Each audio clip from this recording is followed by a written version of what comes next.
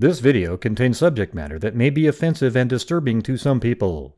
If you are the type to require a warning throughout a video or show, let this message serve as your warning. This channel discusses the harsh reality of true crime. If this warning is not sufficient for you, consider a different genre and unsubscribe from my channel immediately.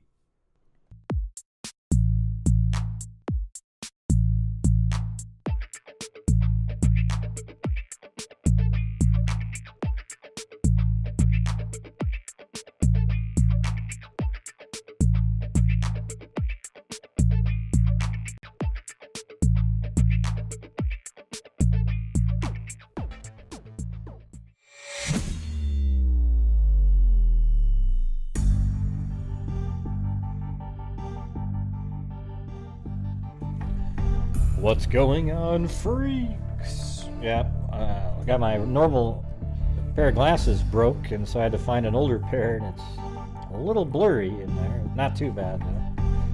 I think I can read it at a certain distance. Just trying to see if Amazon has any good prices on reading glasses.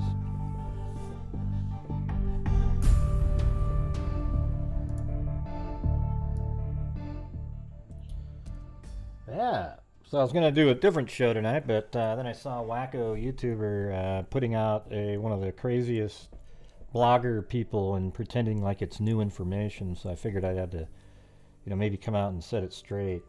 Okay, yeah, Robert Lindsay isn't somebody that you trust in the Delphi case, okay? He's this crazy blogger who has a thing called, like, Beyond Highbrow.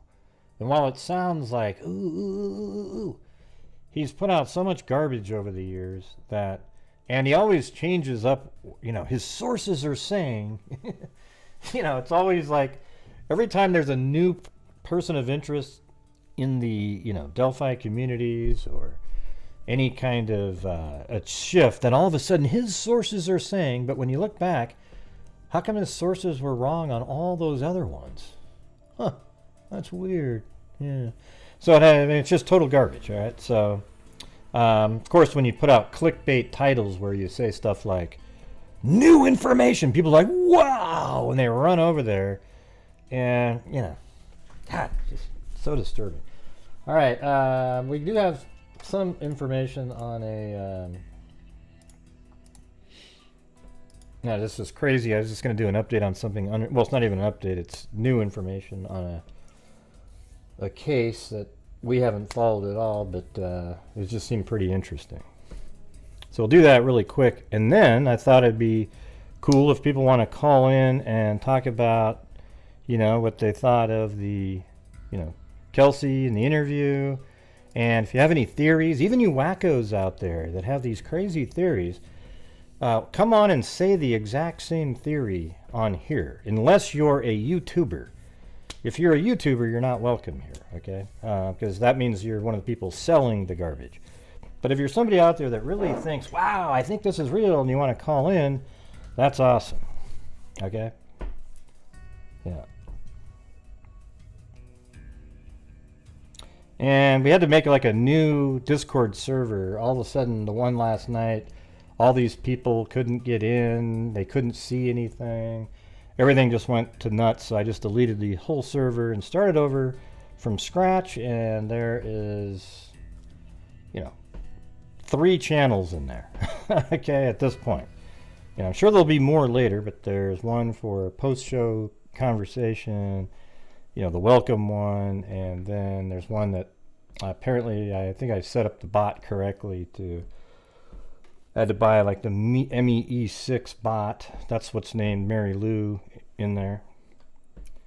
And I think, I don't know, it should work. I don't know, it's supposed to add the videos. Maybe there'll be one in there after the show's over. Don't know. Yeah, we had to make a new one. I mean, there was a lot of people, too, there, the Velvet Army, that had the same issue.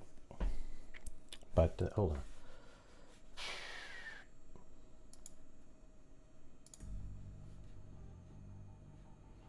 Yeah, so I don't know how this show's going to go or whatever tonight. I mean, I did have a cold case that had 2 girls that were murdered. It wasn't because I was thinking about this case. It was just one that I stumbled upon. And that was a long time ago, like 1973. But yeah, it looked like it would be pretty interesting. So I guess if it's really boring, we'll go over to that. Make it even more boring, apparently, if you base it off of like last night. Wow. Hey, thank you, Claudia Neubauer.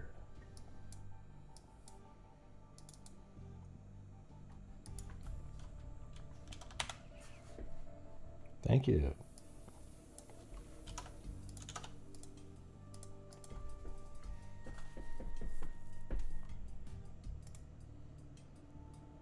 All right there. Okay, here we go.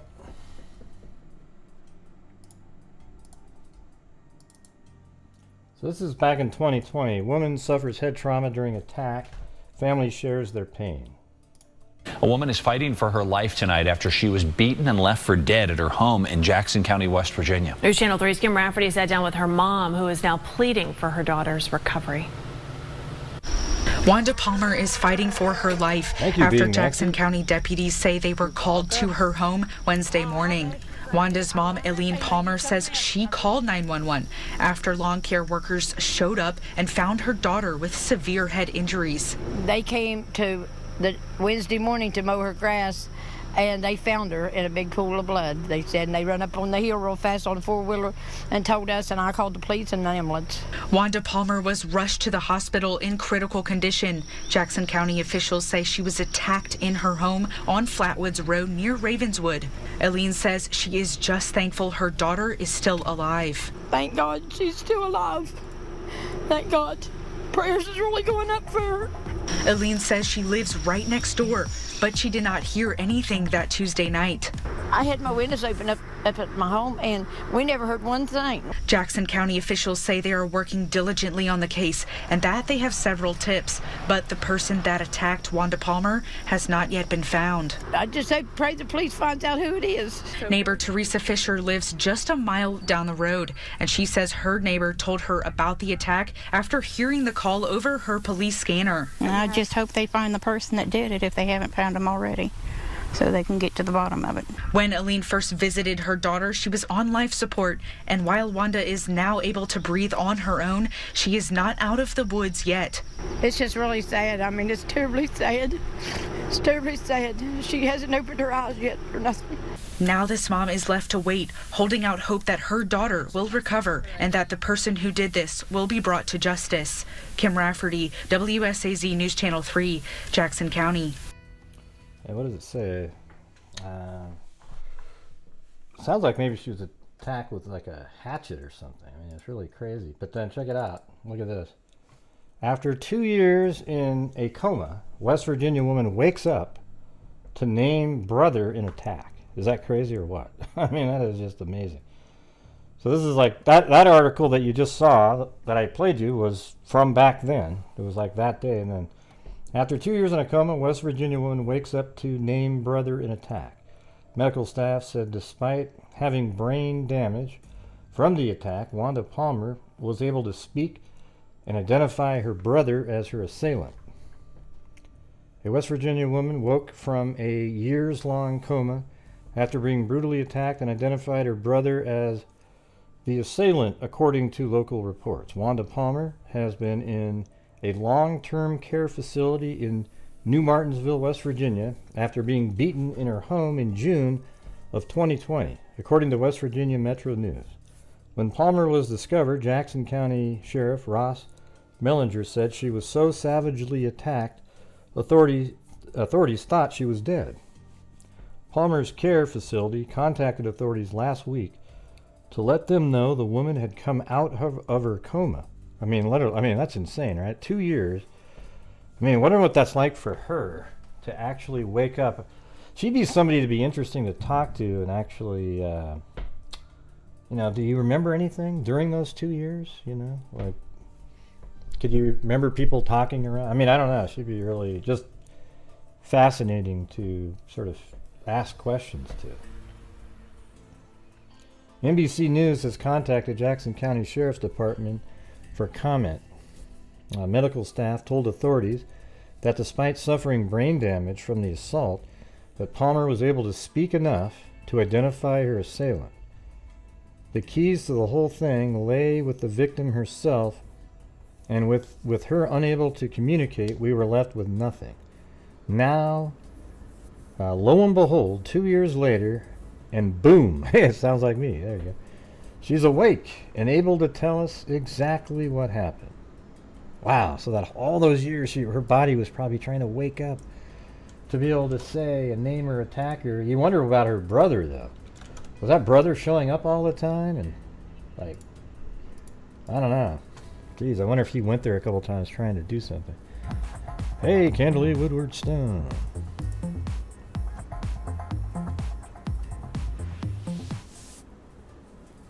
Good for you, Nicholas Meyer. Sorry you had to deal with that your whole life.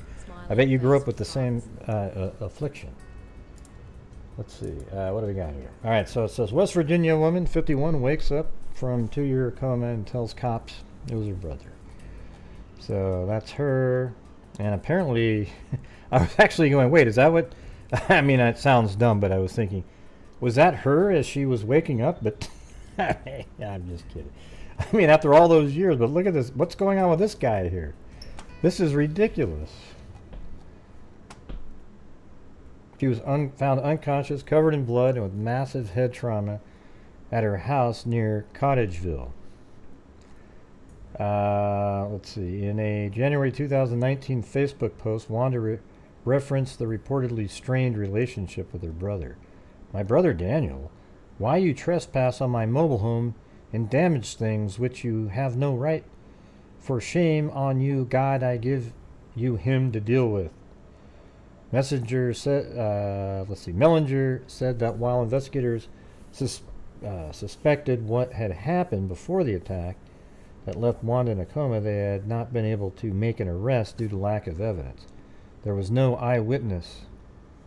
Yeah, so they always thought that maybe that was her. Is that her now or from back then? I must have been back then. Silenced because of a violent crime, out of a coma tonight, and helping investigators capture the man she says is responsible. Thanks for joining us. I'm Amanda Barrett. I think that is the brother. And I'm Rob Macca. We are learning tonight that the victim says she knows her attacker because they're related. 13 News reporter Rachel Pellegrino has been in Jackson County, West Virginia all day with the latest. Rachel, this one is something straight out of a Hollywood script. Yeah, like you said, this truly is an incredible story. And that incident, now it happened 2 years ago, but just a few days ago, Wanda Palmer woke up from a coma and identified her attacker as her brother, Daniel Palmer. Now, this all happened back in June 2020. Wanda Palmer was attacked, hacked, and left for dead at her own home in Cottageville. For 2 years, she was hospitalized and unable to provide information for the case, but now she's awake from a coma and was able to see her attacker into custody. Daniel Palmer, her own brother, was arrested today and charged with malicious wounding and attempted murder. Now, I talked with the Jackson County Sheriff today, who says after 2 years of no answers, everything is now coming full circle. You know, anytime you deal with it's amazing that she had such a great memory of it after 2 years. Spouses that fight, in this case, it's siblings, and you know, we're familiar with both individuals, you know, over the years, but to say why, it's hard to say why one man would do this to a sibling. Now, Daniel Palmer was arraigned this afternoon just right here at the Jackson County Sheriff Department and taken to South Central Jail, where he'll await his trial, and we'll continue to update you on this story on our website at WOWKTV.com. Live in Ripley, Rachel Pellegrino. I didn't see it say vent for 2 years. Wanda was able, although she sustained brain damage, Wanda was able to communicate with single words, and when asked who had been the culprit of the attack, she said it was her mean brother. The key to the whole thing lay with the victim herself, and with her unable to communicate, we were left with nothing. Now, lo and behold, 2 years later, and boom, she's awake. Wow, that's pretty sweet, pretty sweet. News. And there he is. I mean, God. I wasn't sure. I almost feel like I should make that into, switch that out for the troll picture. Let me see. If I was able to grab that and take that, let's see, Maybe we should take a minute here and try to work on this one a little bit. This one's crazy here. Hold on.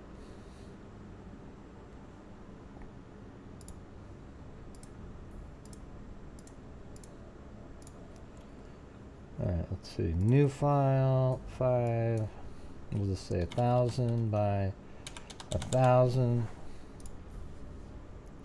Put that in there. Transform scale. Put him, let's see, yeah, right on the edge of where he just fits, like.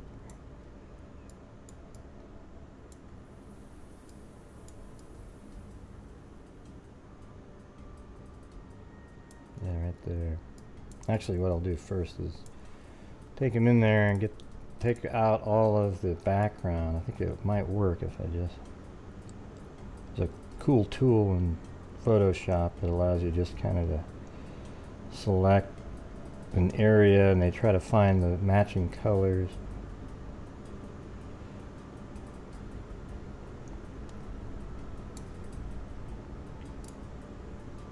Yeah, there you go.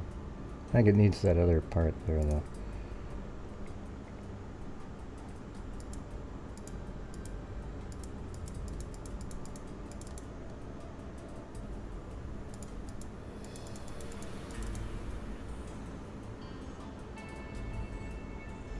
Yeah.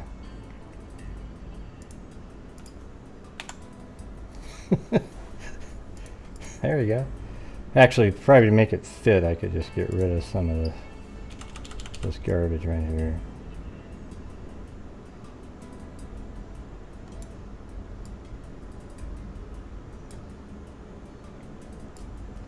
It's awesome. Oh yeah.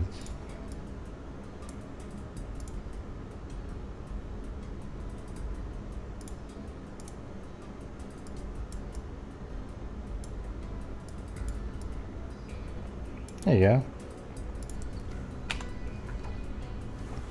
We'll save that in there and we'll use that one soon.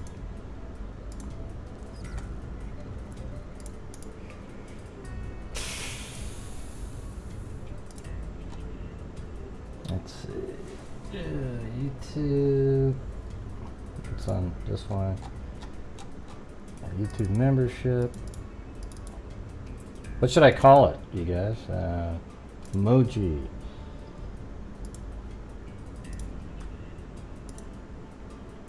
What do you want to call this one? Thank you, Kathy Freidenmaker. Actually, let me get the shadow on it. Oh, shoot. Hold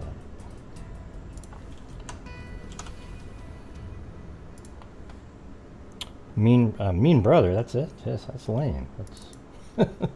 That's too normal.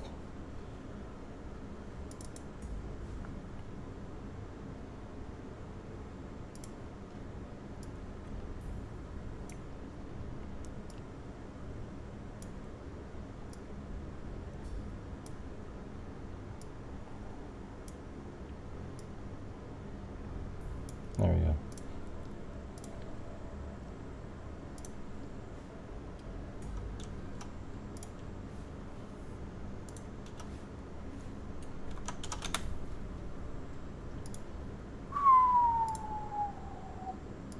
Alright, well, let's see, I'm going to look up there. Shovel face. Okay, we'll use that. Shovel underscore face. I guess it's technically possible. Hold on, let me try to do this really quick. That was from yesterday. Let me see if I can get in there and add that in like 2 seconds since I've already saved it. Hold on. Ding. Monetization. Membership. Yeah, badges and emojis. Emoji. So I'll trade him out for that other guy that we have in there.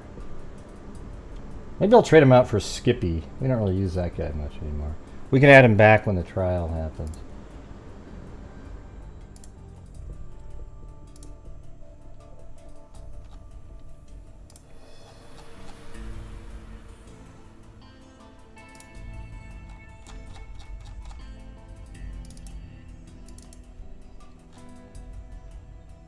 Where is it?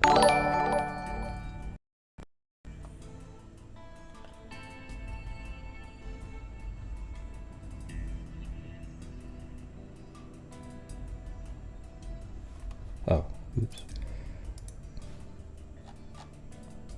There he is. That's perfect. Yeah. And what'd you call him? Yeah, shovel face.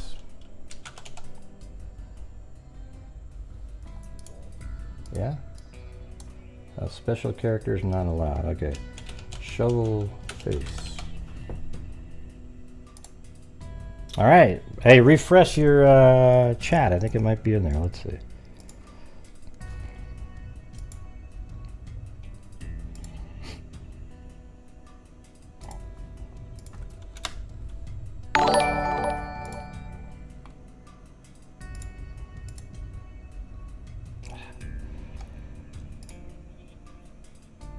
Is he in there?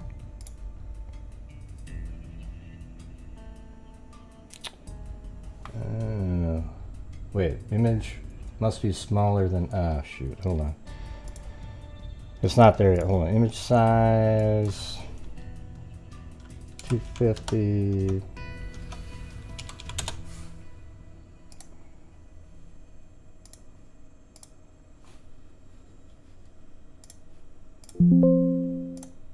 It was too big of an image file, so hold on.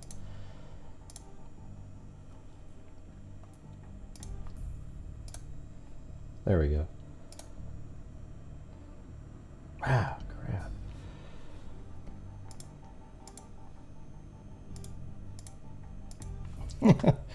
Oh wait, I didn't save it yet. There's always that one last thing you gotta click on, this stupid window that pops up. Alright, there we go. Now if you refresh, it should be in there. And here we go with the... Ah! The wacko! Alright, there we go.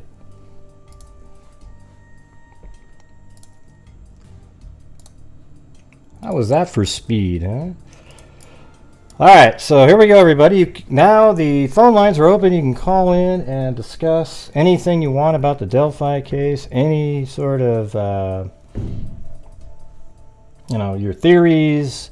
You can even, you know, Kelsi called in the other day. You can talk about all the things that you thought were nefarious about it. And live, I'll be able to explain to you why you're wrong, because it's easy to do. You know, whenever you type stuff in, it's so easy to come back. But instead of going, oh, wow, you got me there, you move on to something else. Okay, it's simple. All right. Now, if it's something that you can't have an answer for, then it's just is what it is. Right. I mean, I can't. You know, you can't debate when there isn't an answer. Like, you know, that's a lot of conspiracy theorists use that. Like, there's always this brown-haired girl at the crime scene. All right, well, yeah, I can't debate with you that there isn't a brown-haired girl. What does that got to do with anything?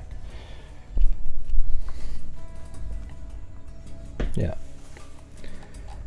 And thank you up there.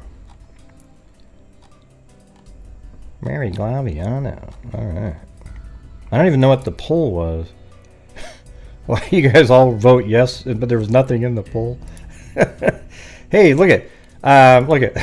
Let's see. That was funny. I accidentally clicked a poll question, yes or no, and you guys, 66% of you are positive people, because given the choice of just randomly choosing yes or no, 66% of you decided to do that.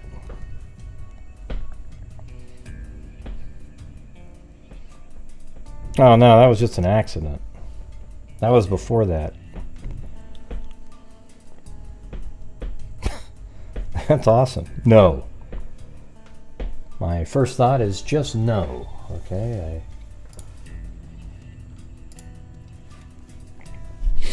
Yes.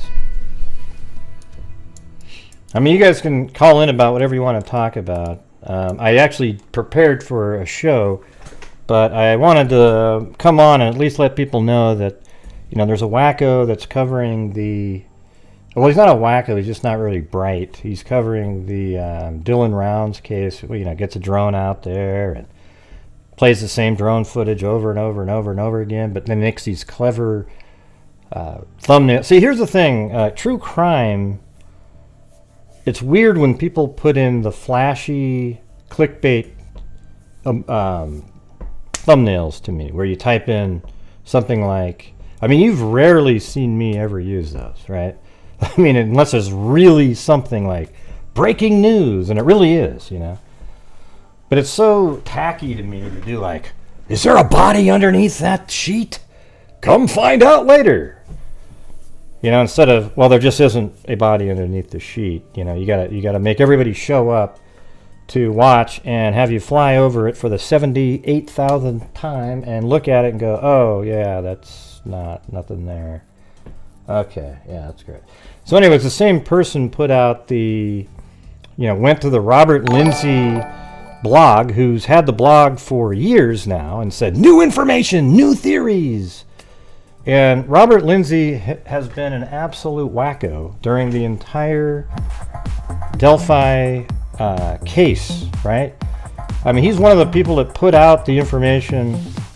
I mean, although, you know, it was a real piece of information, he put the image on his blog of Libby, you know, dead in the casket. I mean, like literally, like, hey everybody, and that was an image from Julie Melvin's sister. You know, she thought that would be really cool and neat. And Julie Melvin, by the way, is the one that leaves the messages that go, Gray is a. Remember those that thing that we reverse engineered her voice? Yeah, she's ridiculous. Yeah, so he put that out there, and then Becky was then forced to come out and say, okay, yeah, I mean, Libby had to wear a scarf because, you know, and then you can take with that what that probably means, that she had to wear a scarf, and Abby didn't. I mean, there was something similar, but it wasn't the same that happened to her, so. Well, thanks, Sylvia. Awesome. You know, it's been a mess for months. Like a month now. So, who said that? I don't even know. Oh yeah, Deborah.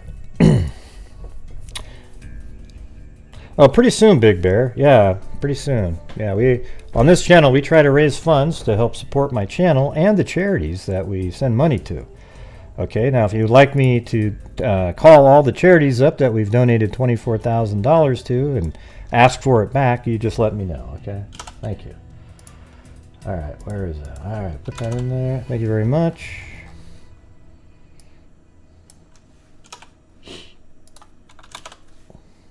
Thank you, Mary Glaviano. And quit your bitching.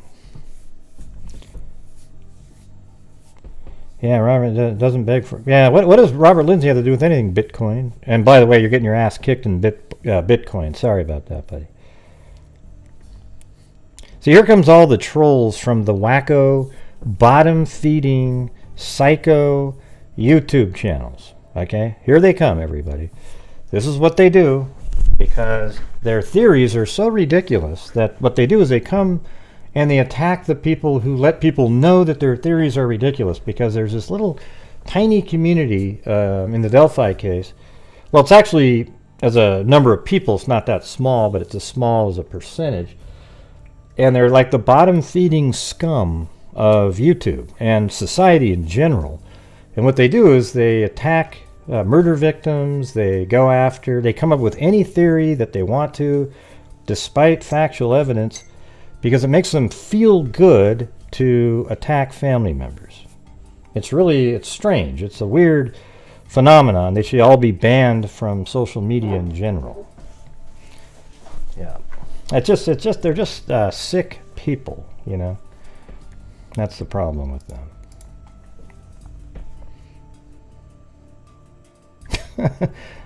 You don't do nothing but pay your bills.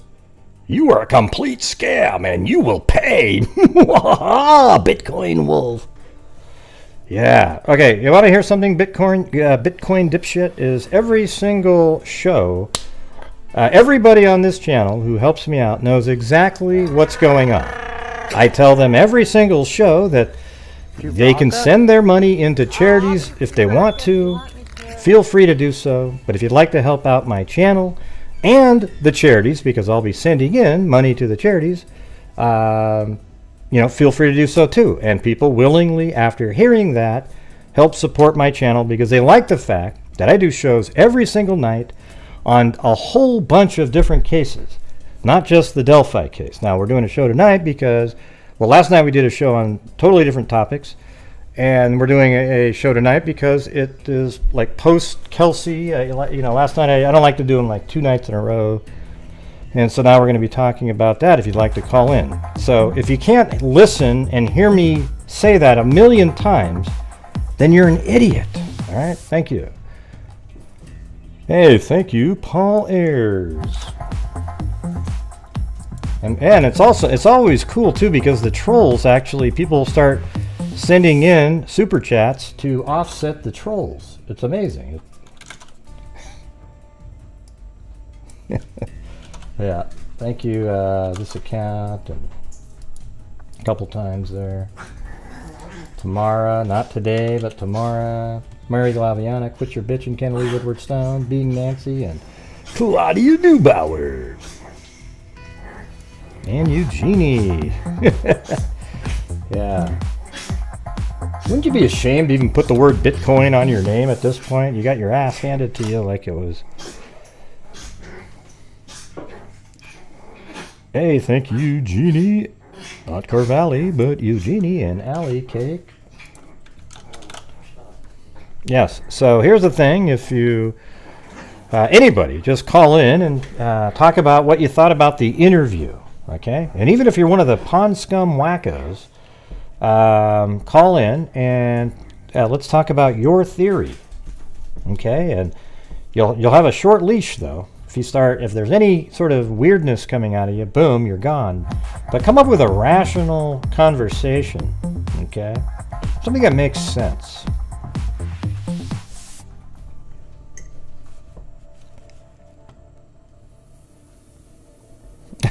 Well, I always just tell people exactly what's going on here on this channel. Yes, this is a monetized YouTube channel.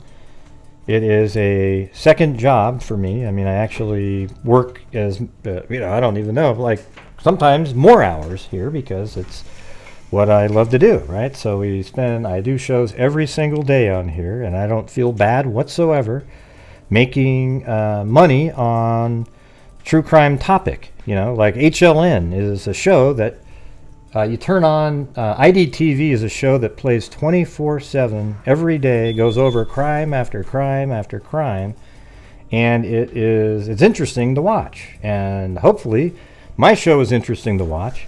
I just take way less of money per money raised than those channels do. They get ad revenue. No, not one of you who bitch every day.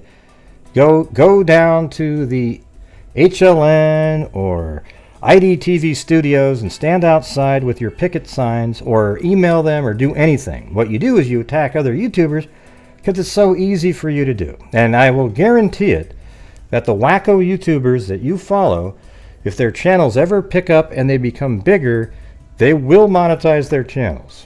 Okay? They're not now. They're always these heroes of non-monetization when they have 400 subscribers, okay? That's because at that point they can't monetize it. The wackos that you support, the one that threatened to murder people, his channel was removed. He doesn't let you know that it was like struck, and he needed to shut it down. He came back with a whole different setup, but the same stupid ass videos, okay? So it just is what it is, you guys. Not sure what else to tell you. All right.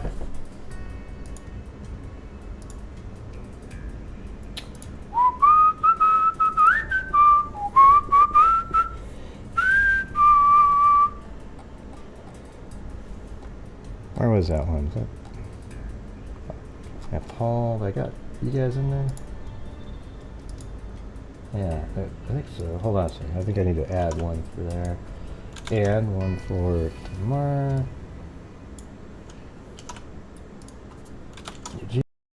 Extra. Okay, there we go. All right.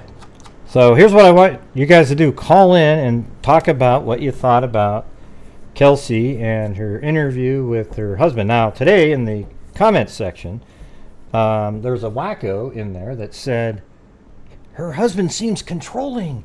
This was an interview for her. Why was he sitting there?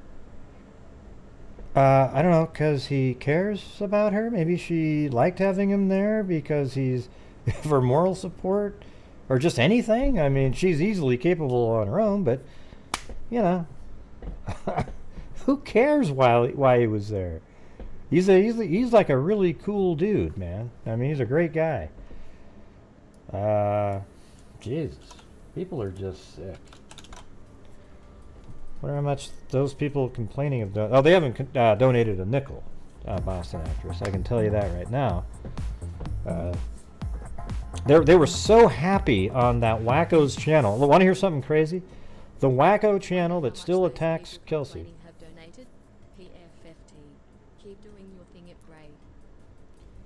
Well, I will. The Wacko channel that attacked Kelsi, one of his members donated $100 to like the National Center for Missing People or something. You know, one of the ones that we've already donated $500 to, but it was in his name. They donated in his name, not like some missing kid or something. You know. God, how narcissistic can you get for? I mean, just and he was so happy about it. Hey, it's Layla, my Layla. How's it going? I haven't seen you in a while.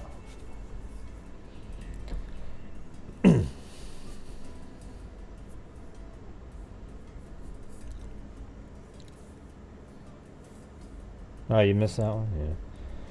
Well, it'd be cool if somebody called in on it anyways. I know it's not as sensationalistic, so it's not like, ooh, ooh, ooh, ooh, ooh, you know, it's just, it is what it is. I mean, you could just, as a rational-minded person, you could just look at it and say, Kelsi, I think she was 16. You know, people say 17, but I don't know if she's 20. She might be 22 now, I guess. So maybe she was 17 at the time, and, you know, her good buddy, her sister, was murdered. And, you know, you go into this weird tailspin, foggy thing where you don't really... You know, she wasn't a professional speaker or anything like that. And so when, you know, she's being interviewed about stuff, she makes errors, you know, like everybody does. Like things that, and a lot of times they're not really errors, they're just what she said, but they didn't follow up on it. And then, like, well, what do you mean? You saw a lot of people there? And then she might have, like the James Renner video, for example. She said, yeah, there was a lot of people there that day. And he didn't really follow up like, oh, so you saw a lot of people there? I mean, you saw a whole bunch of kids walking around? And then she might have said, well, no, but I just know that, like, I have a friend that was there with their friends earlier, but they had left before we got there. And then I know that there was other people after us. And I saw a couple of cars when I got there, but I didn't really see a lot of people. You know, it might have helped like that. And that's one of the problems is, like, at that point, there were, you know, really wasn't follow-up questions. And so then you have these wackos 5 years later going, ooh, ooh, ooh, let's come up with a crazy theory. Watch this one. I actually think they sound like that, too. It's weird. Thank you, Boston Actors. Yeah, you're absolutely right. They do not donate a nickel.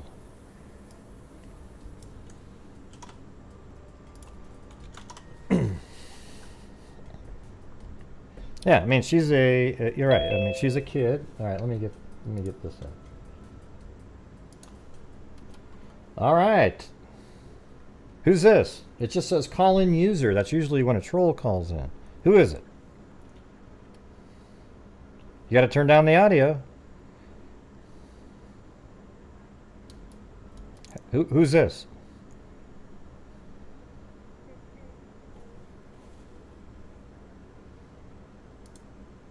Okay, but I mean, who are you? You sound like a kid. I can't play you on the air.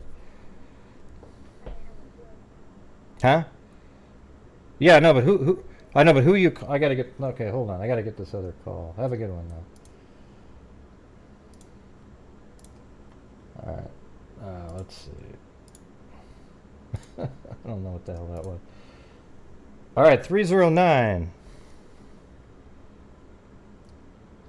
Hey, Gray, it's this account. Hello, how's it going? I just thought I'd call as an icebreaker, but I think it sounds like somebody else called. Yeah, it was some kid that said something. I don't know what they were doing. They were just like, "It's my birthday." And it was some little like 8-year-old, and I don't know what. I don't even know if that's. I think it's a troll. Awkward. Sounds like it was a troll or something. So.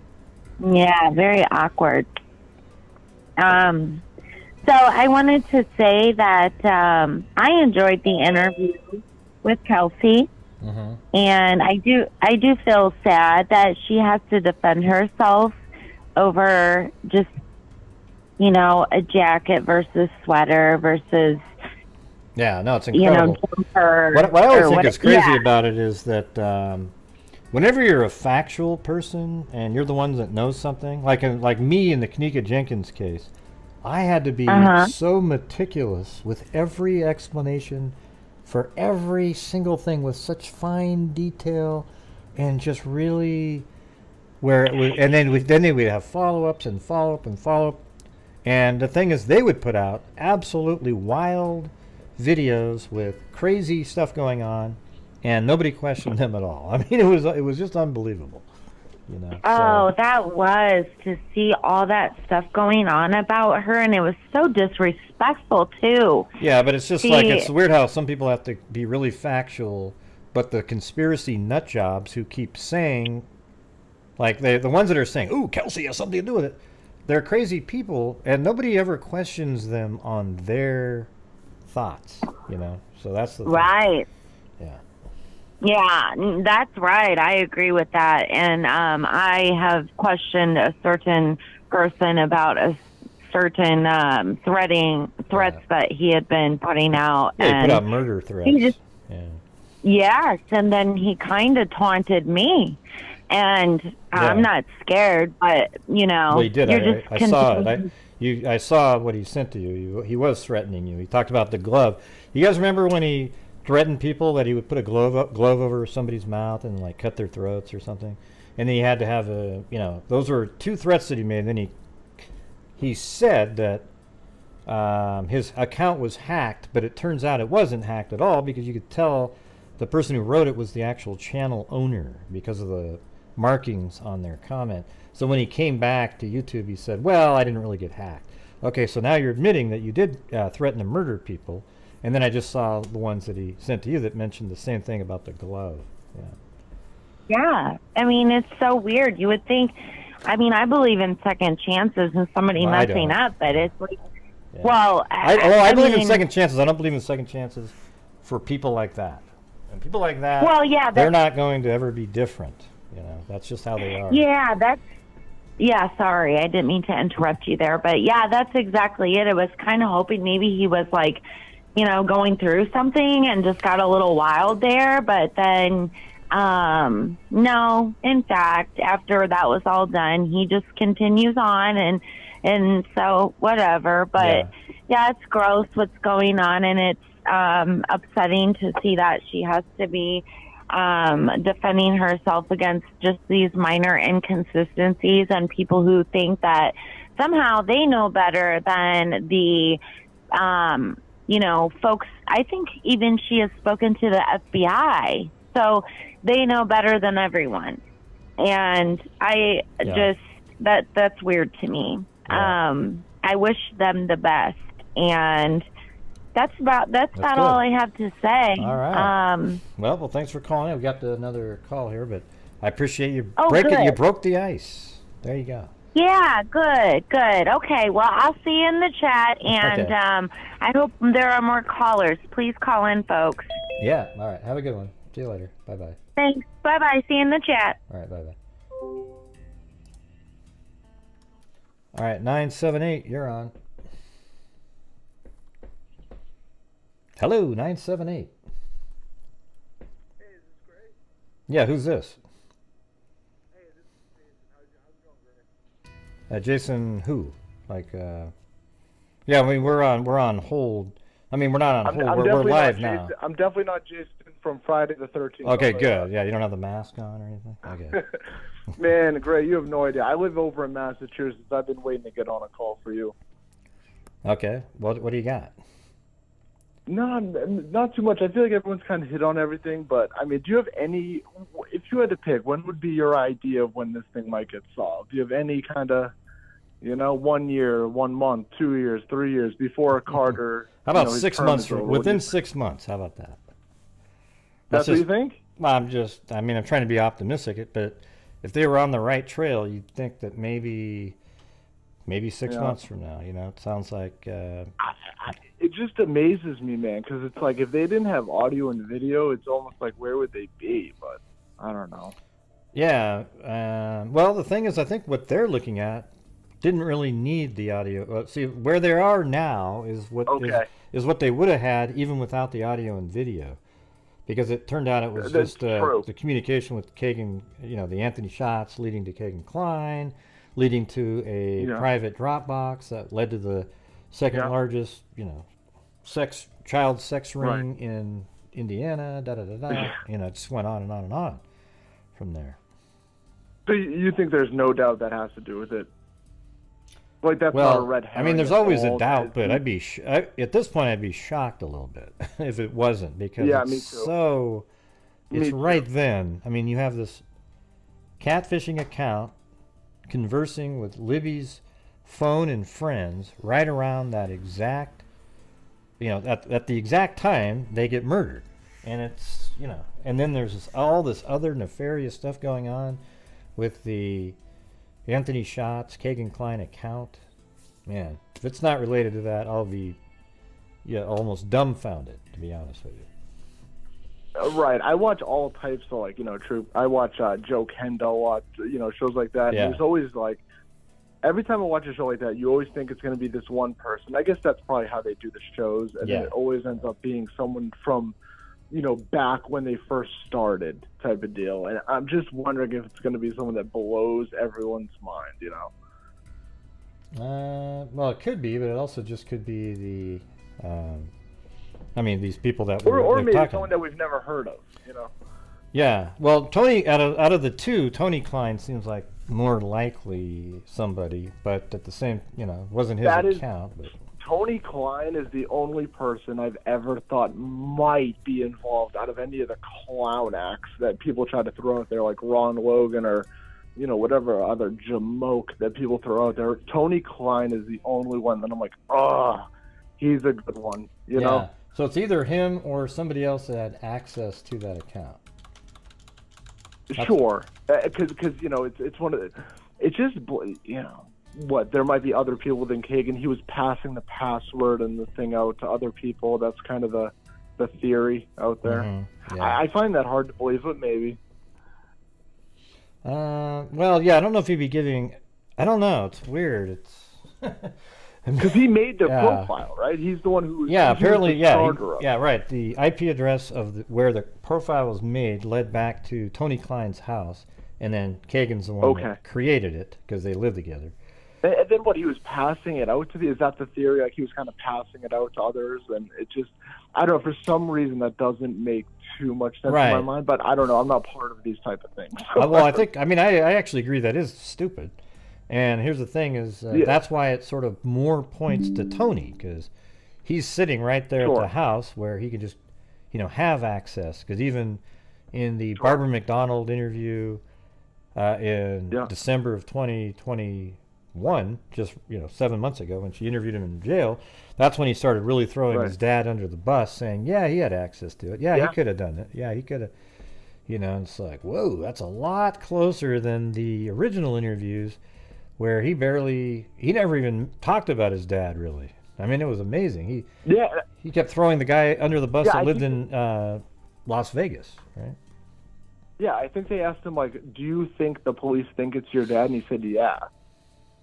Mm-hmm. Yeah. They were like, do you think do you think law enforcement thinks it's your dad? And he goes, yeah, I do. Yeah, and then there's times where they said, "You think he could have done it?" He says, well, one time he said, "Yeah," and then another time he said, "No, because we were together." But he didn't really say they were together during the key time. He said he usually sleeps during that time or something.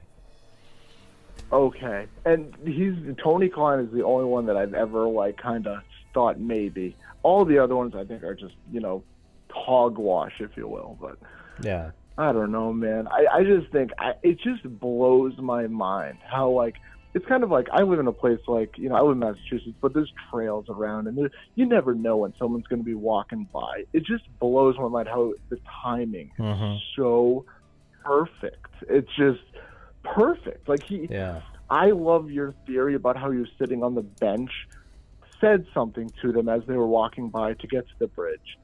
Waited a couple minutes, looked out to see if anybody was coming and thought, there's nobody here. I'm going to follow these girls and see what happens. I'll keep looking behind me, see if anyone comes down to the bridge. And if nobody does, let's fill out this fantasy. I love that theory. And it seems to make sense, but what's weird, though, if it was catfishing, see, it almost feels like it's sort of a passive. I don't know about the catfishing, Greg. Yeah. I don't know about the catfishing. Yeah, it might be like a passive. What about a passive catfishing? It's not like they necessarily were like, oh, wait, let's meet at the bridge right now, but it was sort of suggested, hey, I might be at the bridge, and maybe that was suggested to many different girls that were there, and it just turns out that Abby and Libby fit into, he might have mentioned that to 5 or 6 different girls, like, hey, I'm going to be at the bridge sometime during that day, and they get out there, and it was such insane luck that the killer had that there wasn't a soul there at that time, right? It's one out of whatever the odds are, 1 out of 100, 1,000, whatever it is. And what you're saying, so he was just sitting there waiting. Oh, maybe one of these people, maybe I'll catch the fish, and they'll actually walk by me, And when they do, hopefully nobody else is there, and that just happened to be, Yeah, I actually picture him when he's walking across the bridge that he looks back all the time. He keeps looking behind him to make sure. We don't see it in the 2 seconds that we see. And apparently there's got to be another, sounds like it was 43 seconds long, and the part we see is right at the end. So that means there was quite a lot of video, right? I mean, prior, like another 25, 30 seconds of video of, the camera's probably moving too much. They just gave us the clearest bit that they could come up with. But I always wish I could touch that, get a hold of that video, and see what I could do with it. I'm not saying, I'm not an FBI agent or whatever, but I do, like I made that stabilized thing, and they didn't do that. So it's kind of like... Yeah, you want to think they've kind of given you the best, but... Yeah, but no, I 100%. And you know exactly how he's looking behind him, kind of that over-the-shoulder, like, creepy, like, is anyone coming? You know exactly what I'm saying. And it's just like... and he's really hustling. He's really hustling across because he's like, I'm going to get across. And he keeps looking behind him and then he's like downhill, like really quickly gets them down there. And he's lucky, right? Because Cheyenne was there, 40 minutes later, 30 minutes walking on the bridge. And it makes me think he's smart, but he can't be that smart. But he got away with it. It's been 5 years, and he's still gotten away with it. He's, that seems ridiculous. Like, oh, you're going to kill someone in the broad daylight in this, this family, not that the bridge is family friendly, but kind of this trail that's kind of, and he got away with it. Yeah. And it's just wild to me that he did. And it's just, I just hope they figure, I just want to see his face. I just want to see his personality. I just want to know who it is. That would be cool. That would be cool. I just want to see what he says after. I want to see him in court and see what he says. Like, I just want to see his, like, if he says anything, Yeah. And, if there's ever a trial, I'm going to have to make sure I can, somehow get in there for sure. Right. I'd be there for if they push it to trial, they're going to get him. The jury will get him. I don't buy into they know who it is, they just don't have enough on him. I don't agree. I just think they don't know yet, and I do think they'll get him. I just do not think they know who it is yet. They might have a suspicion, and maybe they're right, but they don't. Sure. They don't know, right? Like, I think if they knew, and you were 100% sure, you'd have enough information. Or I mean, here's what you hope is that they really know who did it. They just don't have enough on the person yet, and they're just waiting for more forensic this and that and the other thing to tie it all together to then be able to come forward and actually say, here we go, where a grand jury would do the true bill thing and get it going, because you might not have that one little bit. So hopefully they're there, but who knows, right? I mean, sure. I listened to your CPS building the car. They want to make sure he gets attached to the car. Hopefully Keegan Klein kind of gives them something, and then maybe Tony Klein's attached to the car at the CPS, things like that. That just you pin him down like that. Yeah. Yeah, I mean, unfortunately with the car part, it could have just been, well, I saw a green Pinto sitting there, and I mean, Pinto, but maybe Kagan owned a Pinto, but it doesn't mean anything because it doesn't. Yeah, well, hey, listen, I learned to drive on a Pinto. It was a stick, okay. It was probably the ugliest car in the history of mankind, but it worked. I think they got backcalled too. Oh, I wouldn't doubt. They were the most dangerous car to drive. Yeah, I think so. But I don't know, man. I love watching your show, dude. It's just this case, man. It's one of those baby cases. It's one of the ones that I just kind of look out for. And, it used to be Faith Hedgepeth, but apparently they got her killer. But yeah. I don't know, man. Done that I can't. I just hope I'm alive when they, finally get the guy. Yeah. I think you will be. It'll be. But you think it's going to be attached to Kagan? What percentage are you? Well, I'm 90%. It's going to be. I don't know if it's 90%. Directly to him, but in that, whatever it is that. No, I know you. Investigation, in that phone and the ring and all that. I think it's part of that. No, I know what you mean. So you think it's 90%? He's, whether it's 2 degrees of separation, 3 or whatever it is. It's in that realm. Yeah, I would say 90 plus. That they're on the right path in that. Great. I don't know, man. That was 2 years ago. I'm thinking it's going to be Ray. I think it's going to be someone that we're just what? That's how. Well, then it would be just more like a serial killer. Right. Well, then it would just be like a random serial killer, not related. That's honestly where I'm at, Gray. Well, that's where I was before. That's where I was before, but now. That was 2 years ago. What was that, Gray? When they did that interview that we all just found out about. Oh yeah, that interview was 2020, but the one that, or maybe 2019 or 2020, I can't remember. But the one where. Okay. The one where Barbara McDonald though was 2021, just 7 months ago, where he was saying a lot of stuff that was different than what was in there. Here's what I think. I think Kagan Klein, he kind of knows what happened. And I think that he was about to cut a deal back in December. I heard you say this before. And I think he just backed out of that sucker, and they went, well, screw you. Here's what we're going to do then. And then they fed a little bit of information. Yeah, he put out the Anthony Schott's account, and then the Kagan Klein, then that's going to lead to Kagan Klein because it was already mentioned somewhere. And then it put pressure on him. Piss them off, right? Yeah. I think it definitely put pressure on him. And I think that's where they're at now again, maybe, that he's back into the, maybe willing, helping a little bit. I don't know. Oh, man. I don't know. I'm just guessing. Related to Kagan Klein. No, I know you don't. No one knows. But if it's related to Kagan Klein, I feel like Tony Klein's going to be even more of a culprit than he is. I really do.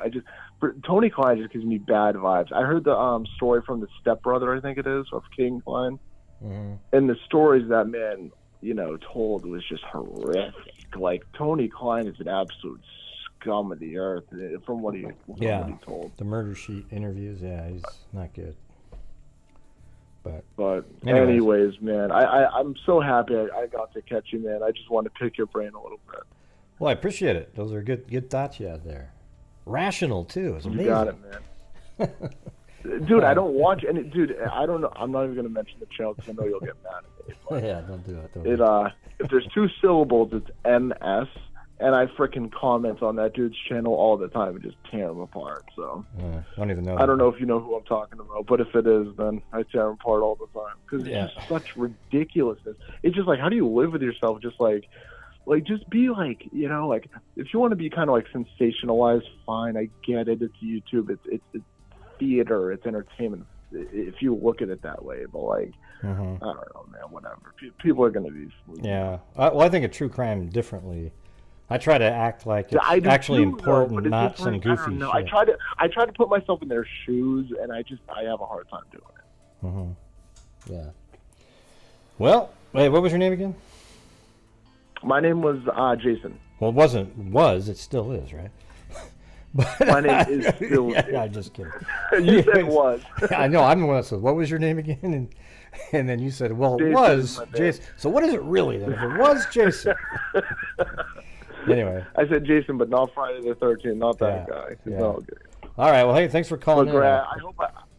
Hey, you're welcome, man. I love your channel, bro. If I hope I get a chance. You know, you're usually after my bedtime, but if I get a chance again, real quick question. I follow the Delphi case, and you always get so mad at people when they only follow the Delphi case. What's another good video you have that I should go back and take a look at? Oh, you mean like? Well, I covered tons and tons of cases all No, week. I know you do. But what's like if you had to pick one? What's one that I should kind of like go back? It was a really good one that I love. Like I don't know. What do you guys think? Unsolved. I love missing. Like just anything that's unsolved that Well, I mean the one the other night, the Susan Ledyard. That one's crazy. I just interviewed or talked what was it called? Susan Ledyard. Ledyard, just like it was like 2-3 nights ago. Really crazy. We sort of worked through the whole thing, and by the time we were done, it turns out then we were right on the right track. It was interesting talking to the sister. She said, it's not this, it's not that. And then I said, well, because they were watching my show, and then by the time it was over, we finally got to where it should be. And then I talked to her, and then I'm going to interview her and the best friend of Susan sometime this week. So it's a really crazy story. Yeah, we did Cheryl Coker a while back. That was a pretty good one. Oh, Cheryl Coker, I know that one. Okay. Yeah, that's really similar to Susan Ledyard. Do you know the Faith Hedgepeth story? Yeah, we've done that one too. Yeah. You have done that one. Okay, I thought that one was great. I know nothing has come from it. I know they arrested a guy because he matched the DNA back in September, but I haven't heard anything. That was one in the hotel, right? I mean, her apartment, not hotel. Her apartment where she was killed. Yeah, at a college. At a college. UNC. Yeah. Yep. Yeah, we covered that I think twice. So, Rachel Del Tondo. Okay, I mean, there's tons of them. Just go through, man. I got tons. Rachel Del Tondo.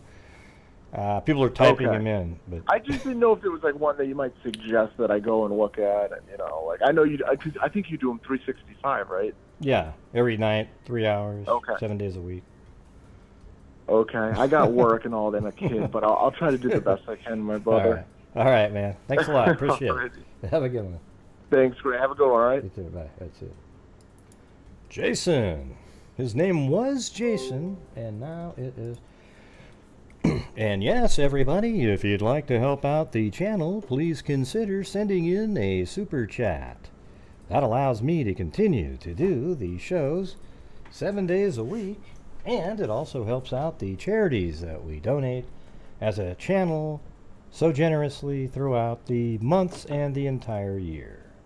And also at the end of the show, if you send in super chats, every $5 you get a chance at winning a notebook or a mug or something like that. And if you send in a PayPal of $25, you get a notebook regardless, and you're into the spin as well. All right, so here we go.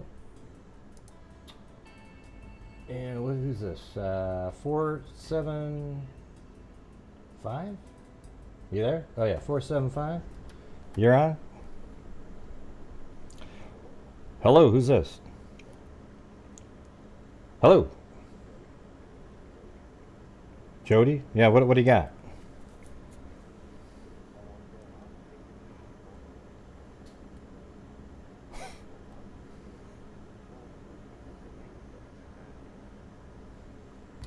They don't really have a, what do you mean by main suspect? Well, it's kind of like recently it's been Kagan Klein or Tony Klein. Mm-hmm. Yeah. Do you think that the government might have had anything to do with it? You read that was developing. Yeah, no, I don't.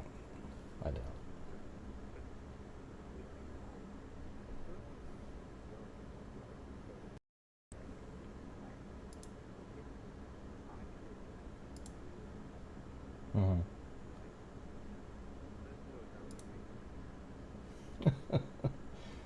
This guy's an idiot. Yeah. I knew it was a troll right at the beginning because of the way they talked. Yeah. So you're not going to get to hear it, but it was, what was it? That, something about, oh yeah, the name of a vaccine backwards. Yeah. Just a total loser. I mean, you know what's amazing is how long you would wait on hold to have such a crappy troll attempt. You know, like, man, gotta do better than that.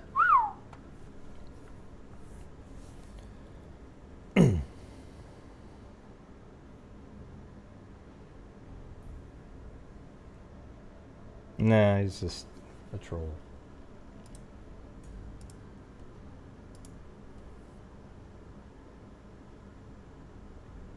Candace Cooley, I sent her an email, Dylan Round's mother, and I asked her, she said, there's nothing new that they have released. There you go. Alright. So I did get that.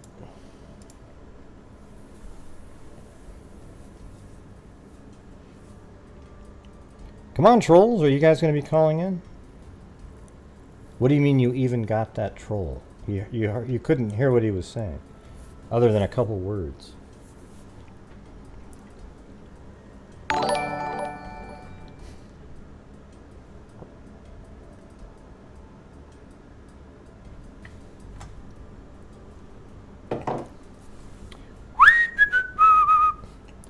You notice how these people always have keyboard warrior syndrome. They type in all these things under every video, but when there's a show that they can call in and tell everybody their great theory, they just all of a sudden, oh, I missed it. Oh, I wasn't paying attention. Thank you, Sammy.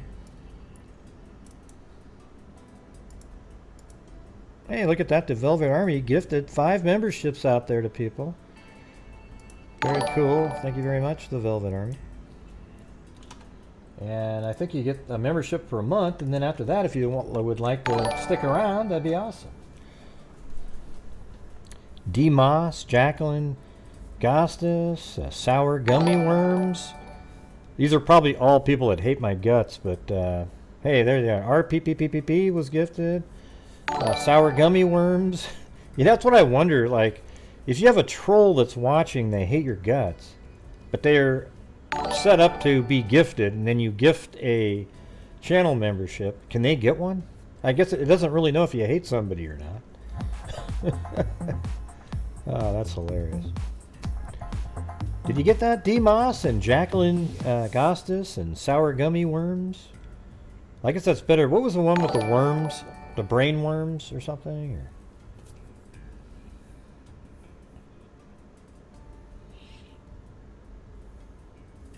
I don't know. I don't know if the killer is listening. I'm sure the killer at some point listened to some show or watched a video or something. Who knows? Which one or where or who or...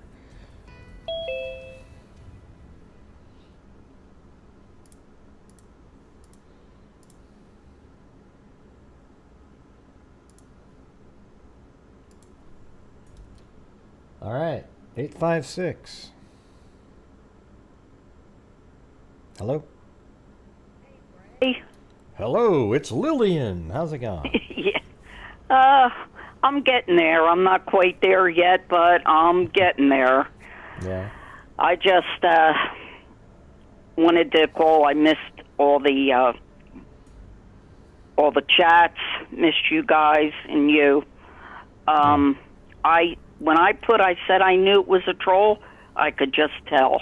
Usually every time you say there's a troll on, I miss it. But that guy, when I first heard him, I said, "Oh, something's up with this guy." Yeah, so that's why totally I said fake. I got that when he didn't even have to finish. I was on it.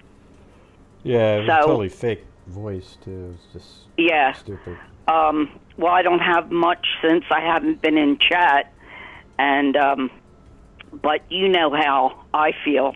I'm so sorry I had to miss. And you know what, Gray? I've been feeling so lousy. I didn't even watch with Kelsi on yet, but I'm going to. I just been, not up to it. But I'm going to watch it, and I'm so sorry I missed it. But you and I spoke about this case many, many times. And I believe, like you, that it's going to be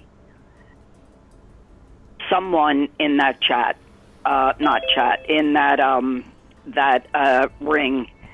And I believe that Kagan knows. I don't think it was him. It's very possible it could be his father. But it's somebody, I believe, in that ring. Now, if it's not the father, we've all said we could be totally surprised. Anybody could be in that ring. It could be a church member. Who knows? None of us know. But when you get into those rings where these, if you want to call them pedophiles or just sickos, whatever you want to call them, you know how they get into that. Most of them are white-collared people, people that are educated. You think you're going to, they could be some low life. That's possible too, but a lot of them are white-collar. It's very sad. But as far as, I think I'm with you with maybe the 6 months. I think they're on the right track, Ray. I really do. It's just like when you see Carter, when you saw Carter's face, he had that little smile. Yeah. It just sort of feels like they're kind of like trying to just wrap something up almost. Well, you know what? They want to make sure that this person doesn't get off on a technicality. They want to make sure their I's are dotted and their T's are crossed, because this is a very important case. It's worldwide. People follow it from all over.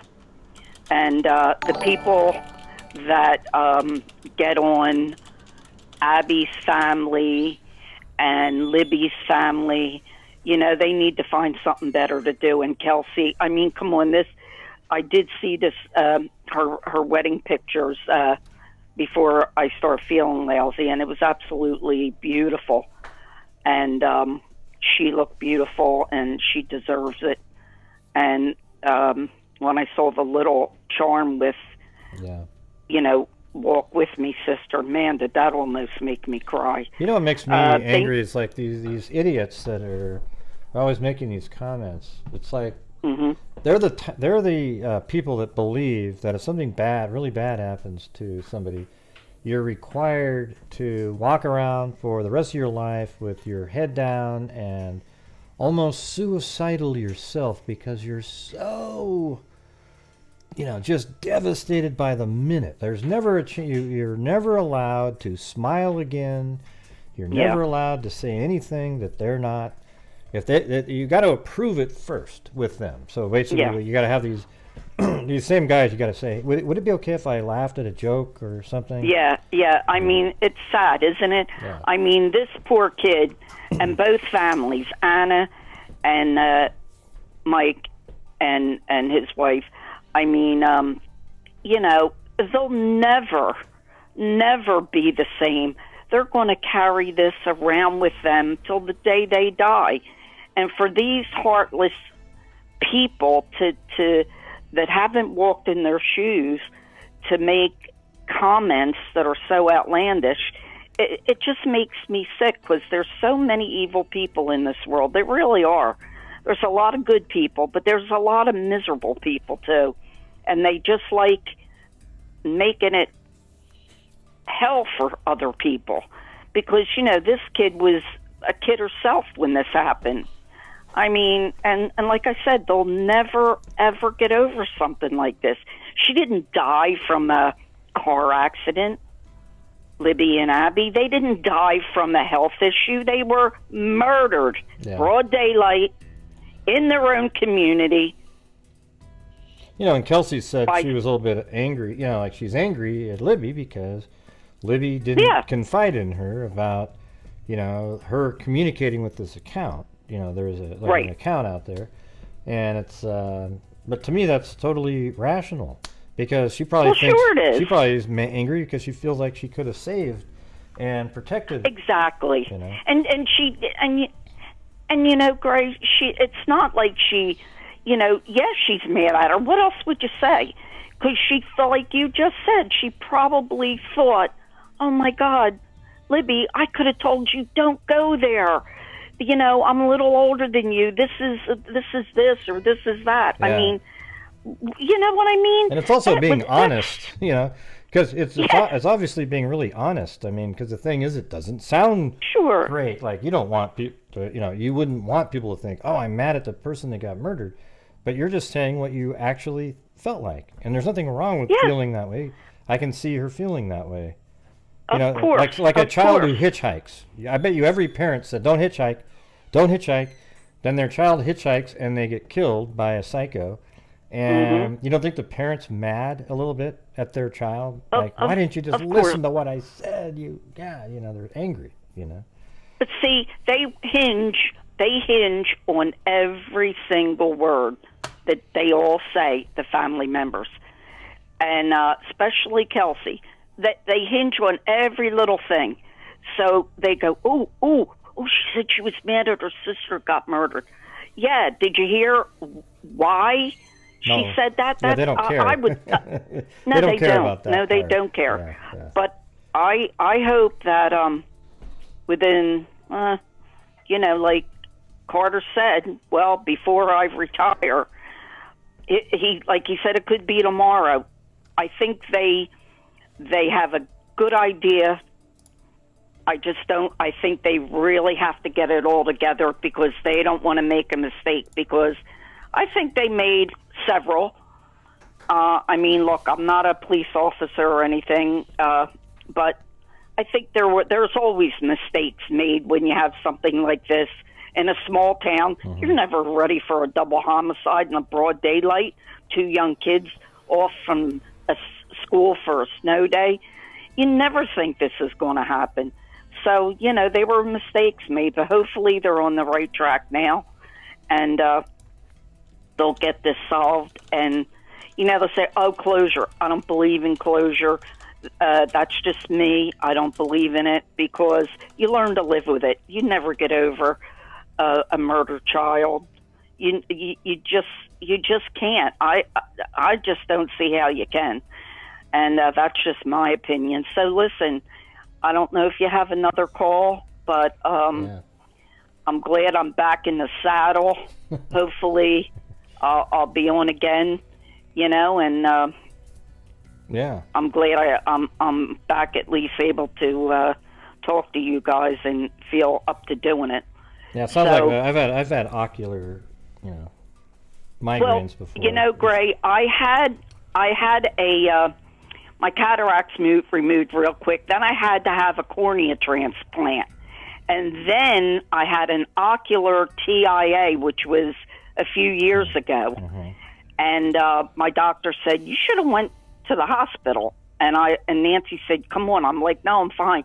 And the other night, what shook me up, in the eye that I had the cornea transplant, I had a similar situation for less than a minute, but I saw nothing but lights to the corner of my eye, and it started moving in. And what it is, it's a mini stroke in your eye. And I thought, oh my God, don't tell me I'm having this again. And then I started getting, my stomach started bothering me. Maybe it was because I got scared, and I wasn't able to see. I haven't been able to see right ever since I had all this. I don't like it doesn't feel that good. It's kind of creepy, but it is creepy. Do you know what I'm saying? Well, yeah, it makes me feel weird, because you close one eye and the other eye, and you still see the same lightning bolt. Then you know it's not eye dependent. Now you know it's something inside your brain And then you're like, holy shit, what is that? What is that? What is that? But it just turns out, I just take like 4 ibuprofen and a bunch of water, and then like, I don't know, 30 minutes later, it goes away, and I get a little bit of a headache, but, you know, that's about it. But, yeah, well, that's what I was having a little headache, too. And Nancy says, come on, let's go around. I'm like, nah, I'm not going around there with monkeypox and COVID and all this crap. I said, no, I'll take my chances here. Yeah. But that's why I wasn't on for so long. But, Gray, let me tell you this name, what it was called, what I had. It's really funny. It sounds like something you eat at an Italian restaurant. It's called, the doctor said it was, and it was textbook. It's called Amaurosis Fugats. I'm like, that sounds like something I would order at an Italian restaurant. Amaurosis Fugats. Look it up. That's what I had before, and I thought I was having it again. So enough of my troubles. But look, we're going to be elated beyond belief when these 2 kids get justice and the families get some semblance of justice. It can't bring them back, but you need to get this creep and all its minions that are involved off the street. So, look, I'm going to let you go, and I'm just going to listen. I'm not going to comment, but I'm going to listen. Okay. And I'm sorry I missed everything. Well, go back and watch the interview when you can, but yeah. I'm going to. Everybody missed you. And thanks, freaks, for making me feel so welcome. Yeah. Okay? All right. Everybody missed you. All right. See you later. Thanks. Talk to you, Greg. All right, bye-bye. Lillian. Thank you. All right. Here we go. We got 786. Yeah, I don't know. Who's this? Okay. You don't sound legit again. Yeah, good eye, mate. You got to hear 9,000. That's me eye, you sky, mate. What did you get? What do you got?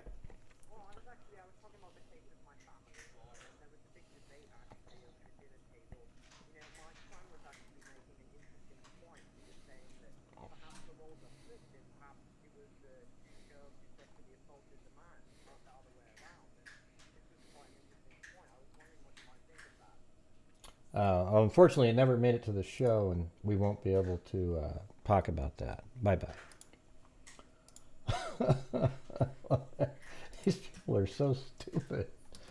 This one was, do you think it was the other way around? They had like this fake British accent with, my kids brought up a really interesting point that the, do you think it was a sexual assault, but it was the other way around?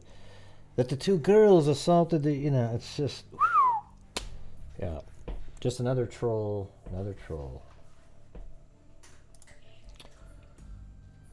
But see, I always catch them beforehand. Basically, it's every time 90% of the guys that call are trolls. So I always have my finger on the trigger on those. Yeah.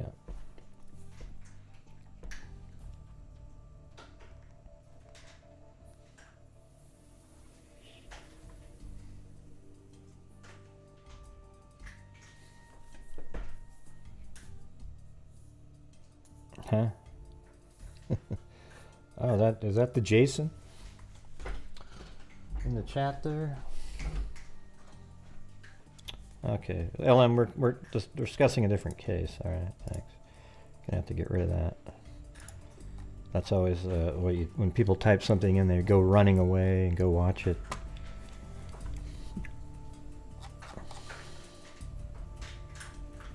Okay, see ya. Go do something else. No, you don't waste my time.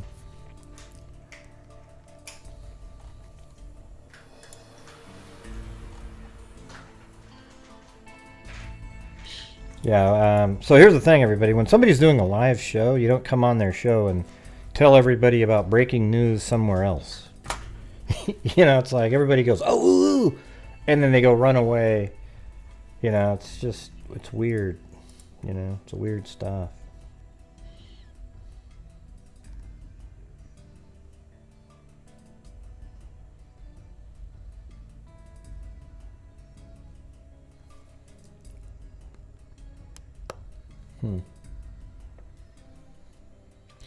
Well, none of the really genius, thought-provoking, blame the family people were able to call in with any kind of reasonable thought tonight. Because there isn't one. That's the problem with it. If you go over and read the comments, everybody's just commenting and accepting what everybody's saying without critically reading what they wrote. Because every time I read it, I go, wow, I can come up with something that's way more rational than what you just said. Based on, the wording that you just criticized, I can come up with a much more rational reason that was said.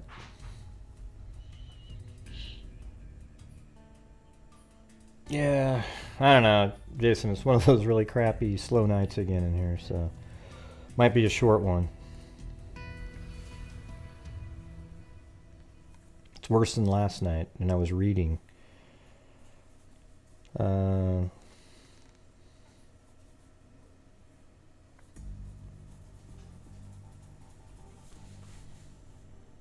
Yeah, why don't you call in the Velvet Army?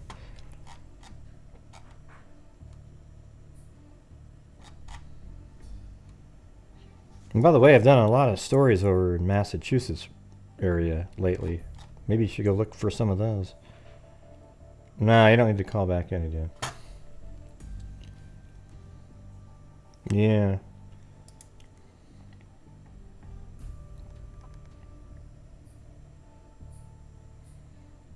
I think we did the Fort Worth 3. We've done a million cases out of Fort Worth. We did like a whole, it seems like a week worth of cases out of there.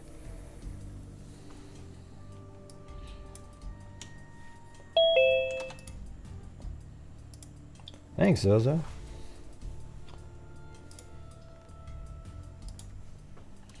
$650. Hello. Hello, who's this? Hello. Yeah, I can hear you. Who's this? Mary Harris. Is this really Mary Harris? Like Mary Harris, that one? It is. Well, how's it going? It's going well. Let's go.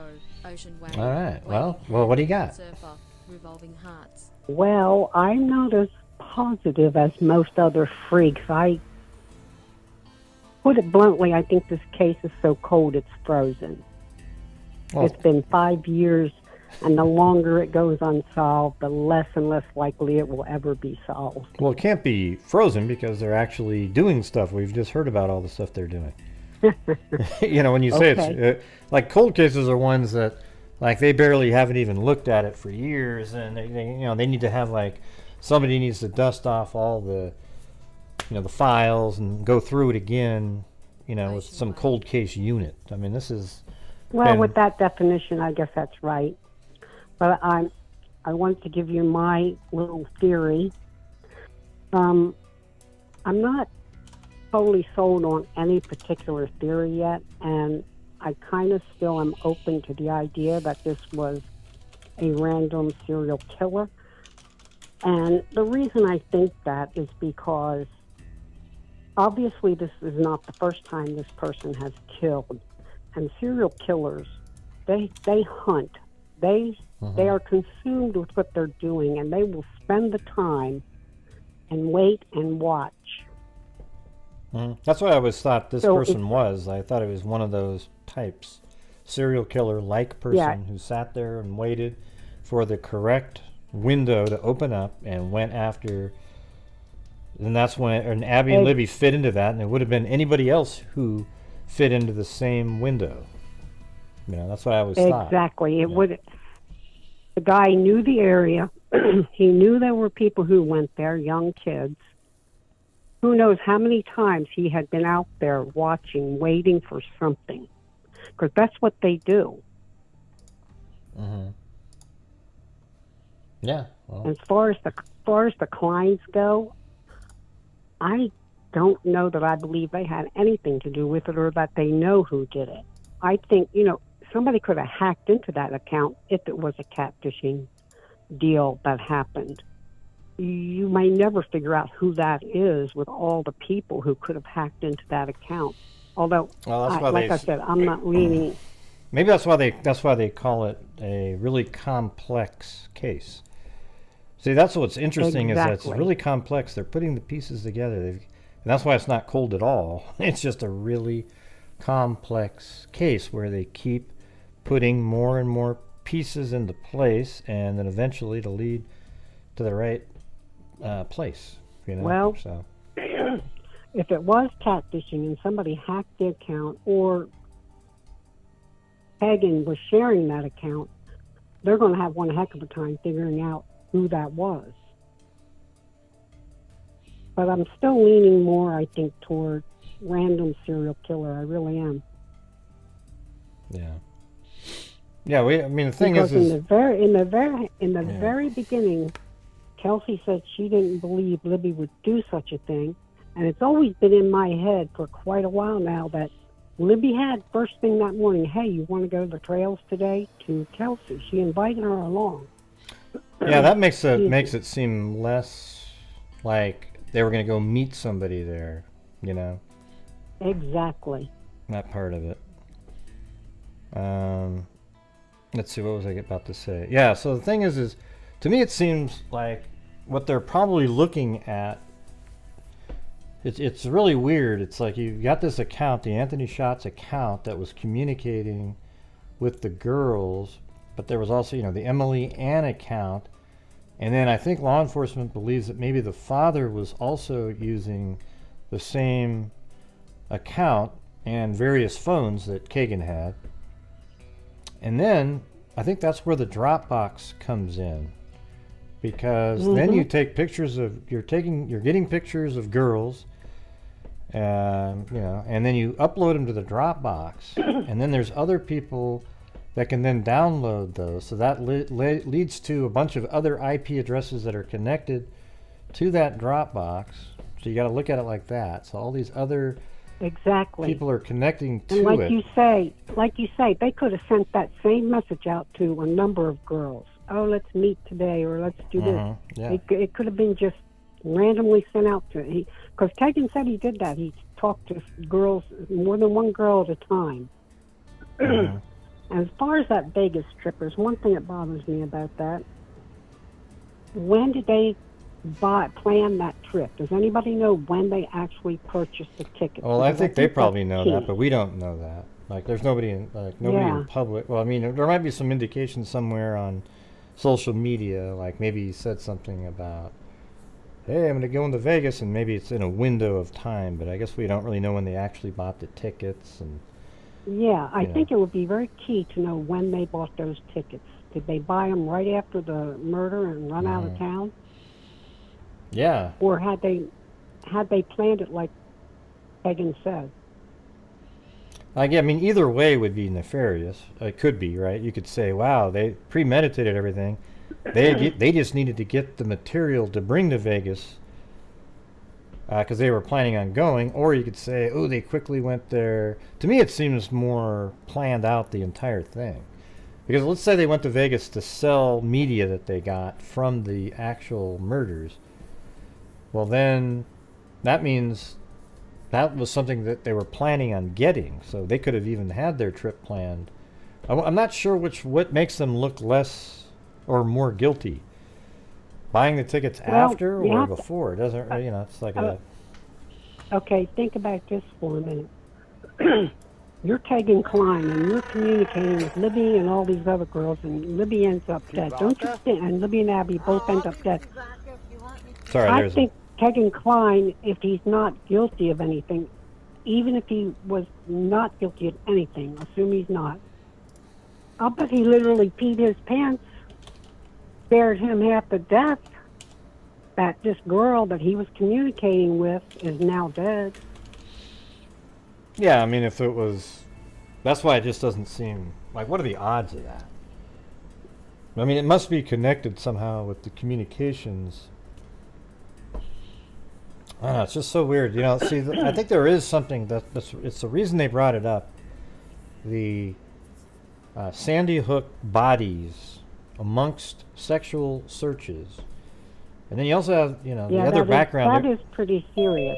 Yeah, and then you've got this other information about from, you know, other times in Tony Klein's life where he, you know, actually a girl's sleeping and then he kind of goes in with a stick or something and tries to lift up her clothing. Then you have things with kids where he brutally attacks two of his own, what they're stepchildren, or of his, that are really young kids.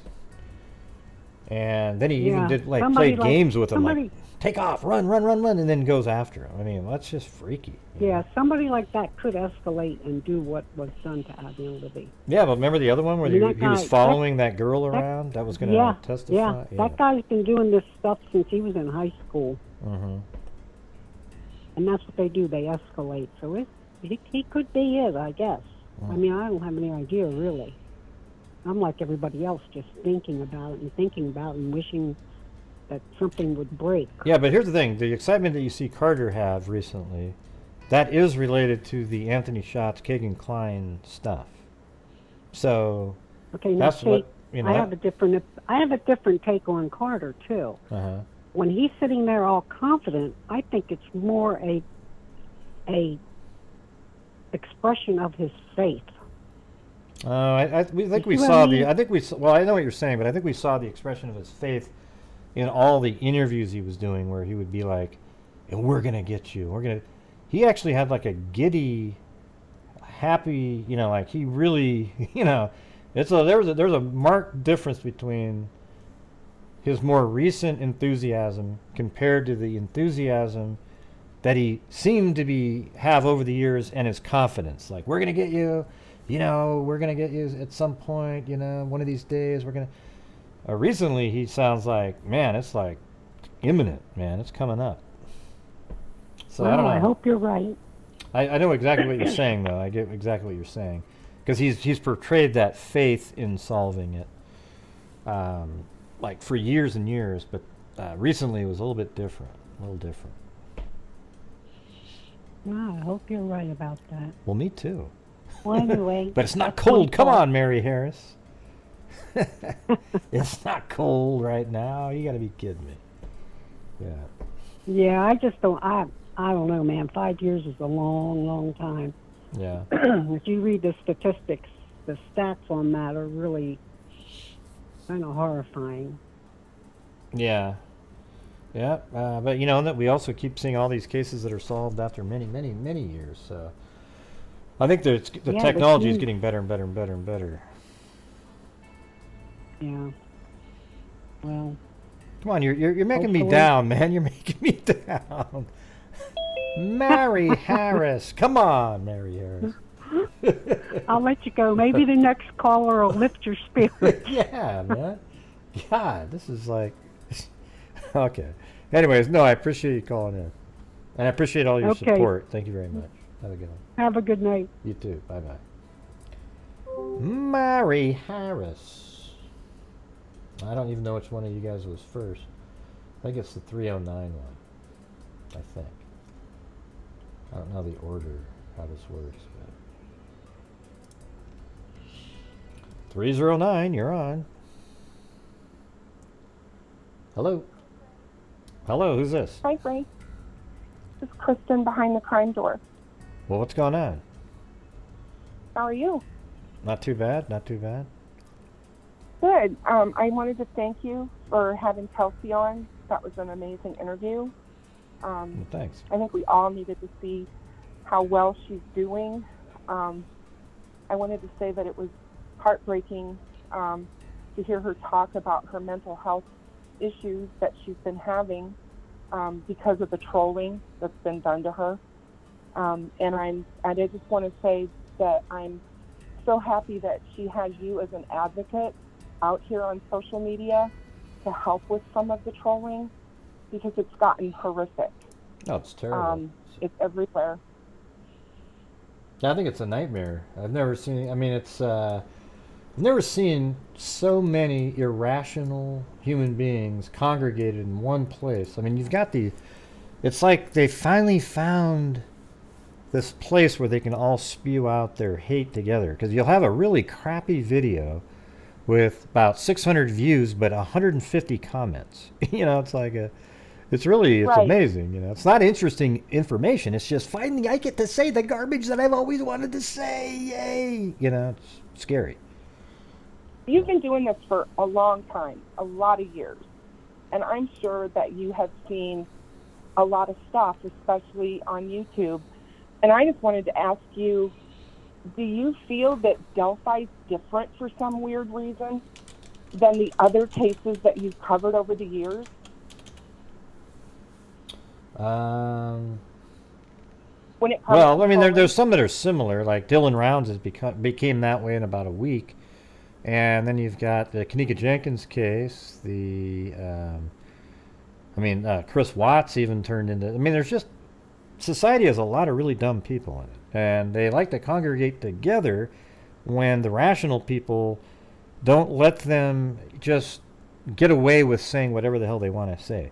See, true crime deserves a much higher level of sort of I'm not really sure the term, just integrity. You've got to, when you're covering true crime, you've got to do it in a way that is, as non-sensationalistic as possible and just purely trying to figure out and give give people information about what's going on and try to figure things out on your own if you want to, but do it in a rational way that is, you can speculate reasonably based on the facts that are provided. That's not what happens with these guys. They come up with the craziest theories off of one mispronounced word or a the instead of an and. It's just unbelievable. So. Right. She talked about how everybody has come at her over time based on the whole narrative that she's told about that day and what led up to her taking the girls to the bridge and the trails, and then the sweatshirt fiasco. We've all seen it. We've all heard it. And there's so many different things. But your previous caller was talking about the fact that, Libby asked her to go with them. Well, Libby may have done that, but Libby also knew that her sister worked that day and that her sister had a boyfriend. So there was a possibility that her sister was going to tell her no.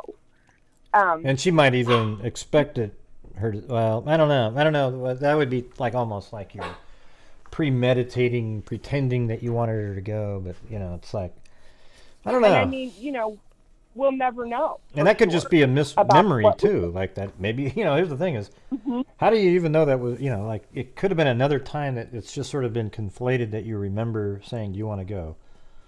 At this point, because even the weather's like that over there. They all said, oh, it was really warm that day. It was crazy. Well, the reality is the high, and it wasn't even the high that time of day, was 43 degrees, and there was a little bit of breeze out there, which is cold, and everybody else was dressed normally. Abby was sort of dressed warmly, and but none of them, they just were dressed like how kids would do when the sun comes out. Later in the week, though, it got up to 60-something degrees, and it was really warm. Ridiculously warm for February in Indiana. And so a lot of people in their minds sort of remember the time and go, wow, it was so warm. And so it's all conflated together, so we don't really know some of this stuff. Right, because I'm only 2.5 hours away, and I'm in Illinois, and it was not warm that day. Even in the 40s, that's around here, that's jacket weather. But if the sun's out, people are going to try and go out because normally, we've got snow and it's cold. And when you are in the 30s at night, that's exceptionally cold. And you're not going to want to be outside, especially only dressed the way the girls were after dark. That's just not going to happen. So I agree with you that, it goes back to how the narrative changes over time or what people remember. And they don't give Kelsi a break because, she was a teenager still. She went through an enormous trauma that none of us, unless we've been through it, know what that's like. And we can't even imagine. what it's like. I mean, we can try, but it's not the same. Like, I know what it's like, because I had a brother die when he was 22 and I was 20, and I was right there, at the hospital running around. But that's not the same. I think when somebody's murdered, it's like a whole different realm. It's a completely different thing, for sure. I've lost a child, so I know, and he was 4. So I know what that feels like, but not a murder. And the trauma of that affected her, and it would affect her memory. It would affect a lot of things. People just don't give her a break anywhere, and I just don't understand it. I just think that it's sickening, and I'm really glad, like I said, that you advocate so strongly for her. I'm over there in the comments all the time too. Like, I'll just go, man, this is the most ludicrous thing I've ever seen. This is the most ridiculous thing what are you guys talking about? And then you come up with the real answer, and then they go on and on again, and then you come up with the next real. I mean, I know it's a waste of time, everybody, but it'd be good if everybody would actually comment when you see something that you know is absolute trash, and you comment. Don't worry about, like, their comeback or something like that. Most of you have fake names anyways. I have my real name out here. So, it is what it is, right? So. Well, I just, like I said, I mean, there's a lot of reasons I think that we and the community need to stand behind her any chance we can. And yeah, if we see somebody doing that, we need to call it out and say exactly what it is, rather than allow it. And I see a lot of people allowing it in comments under videos. They have the ability to not allow that and to stop it, to help her, so she doesn't have to read that stuff. But as far as the case itself, all I wanted to say about the Kagan Klein and Tony Klein stuff that everybody's been talking about tonight, law enforcement didn't put that out there because it was just a whim for them to do, and they wanted to steer us in some other different direction. They asked for our help. They really believe that there's a connection here somehow. And when people are talking about what was going on in that house when they were using the Anthony Schatz profile to communicate with these underage minors, law enforcement told Kagan that they knew that 2 people were communicating in that home. Yeah, different speaking language and everything. I actually think they think I think that law enforcement thinks it's Tony Klein that was communicating on those phones, and I think you can look at it through the Emily Ann account, where the Emily Ann account is sort of butters up with these girls and say, hey, you want to meet I got this cute cousin, and then later the girl starts asking questions. Well, I got this uncle too. What's the oldest one you've ever been with? And how about this one and this one and this one? And then eventually she wants to be able to introduce the photograph of the older person, her fake uncle or whatever, dad or whatever the hell it would be, and it's going to be someone that probably looks like Tony Klein. I mean, this is allegedly, everybody. I think but to me, doesn't it seem like that's exactly what was going on with Emily Ann and the account trying to? I definitely feel that Emily Ann was Tony Klein talking, trying to get these girls to find out if they were interested at all in older men. Right, so he could then show his picture even, and have it be accepted almost. It's really it's crazy. I actually think that is what was going on there. Yeah, I do too, and I just can't feel that there's not some connection to the murders with all of this. Now, whether or not they were there or whatever, I still feel that they are really looking hard at him. And with regard to the previous caller talking about the Las Vegas trip, that Las Vegas trip was really weird, because Tony Klein's social media account on Facebook, he was always posting whenever he went anywhere. He always would do a check-in on Facebook of where he was, what airport, where he was flying out to, when he arrived. That trip, he didn't do it. If you go back through his history of years on social media, that was the only trip, the one that they made to Vegas that time, where they didn't do a check-in. For a long time, I thought maybe they drove, and they didn't fly. You mean check in on But social they rented media? a car. Or what do you mean by check in? Like, you can check in on Facebook, like you can do a check-in where you're at. Like if you're eating at a restaurant or wherever you are, you can check in and it'll tell you. It'll say up there your name and where you're at. yeah, and then they factory reset the Samsung while they're there. I know it's kind of an out there theory, but to me, once you put together the Sandy Hook search and then you think, man, it almost brings in the possibility that somebody did film what happened that day. And was that the media that was on the Samsung phone that was factory reset after visiting somebody in Vegas, perhaps even giving them that information, that video, selling it? Because, I mean, it's crazy. It's weird because I don't really normally like to do that, but all the pieces fit for that, you know. What do you think the chances are of somebody driving or getting to Vegas and getting in a rental car and finding a cell phone that supposedly has CSAM on it? Because that's what he said. They found that. They said he found the phone in the rental car. Right. You know, and it had that on there, and it had searches for how long does DNA last on a body, and I mean, there's just so many things that don't make sense about what was happening in Vegas. But I think Vegas is a huge key. I definitely do, and you're right. It very well could be that there was video taken of this whole thing, and they took it to Vegas with them. Yeah, and I mean that's what to me it's just crazy that they meet some weird. They kept mentioning, oh, this guy that sells pot. He had this really special kind of pot, you know, and it made me wonder if that was like code, like special pot was something that they would refer to something else. I mean, I don't. The reason I'm saying that because it's just this mythical person that didn't seem to really exist, kind of. And then they're there, and then all of a sudden they factory reset this one phone right after. I mean, and then they're just getting home from the very trip where they factory reset the Samsung, and there's a warrant to search their home where they came up with all these other devices that were filled with child porn, and I mean, you know, it's just, man. Exactly. Yeah. What led them to that house? What led them there? Well, I know what led them there. Because I actually have from March of 2017, somebody on Facebook goes, God, Gray, what do you think? What about this? And they sent me this Anthony Schatz profile that was communicating with one of Libby's friends, and they were wondering about it. But this was already when they said social media wasn't part of it. So it was like, well, you know, I don't know.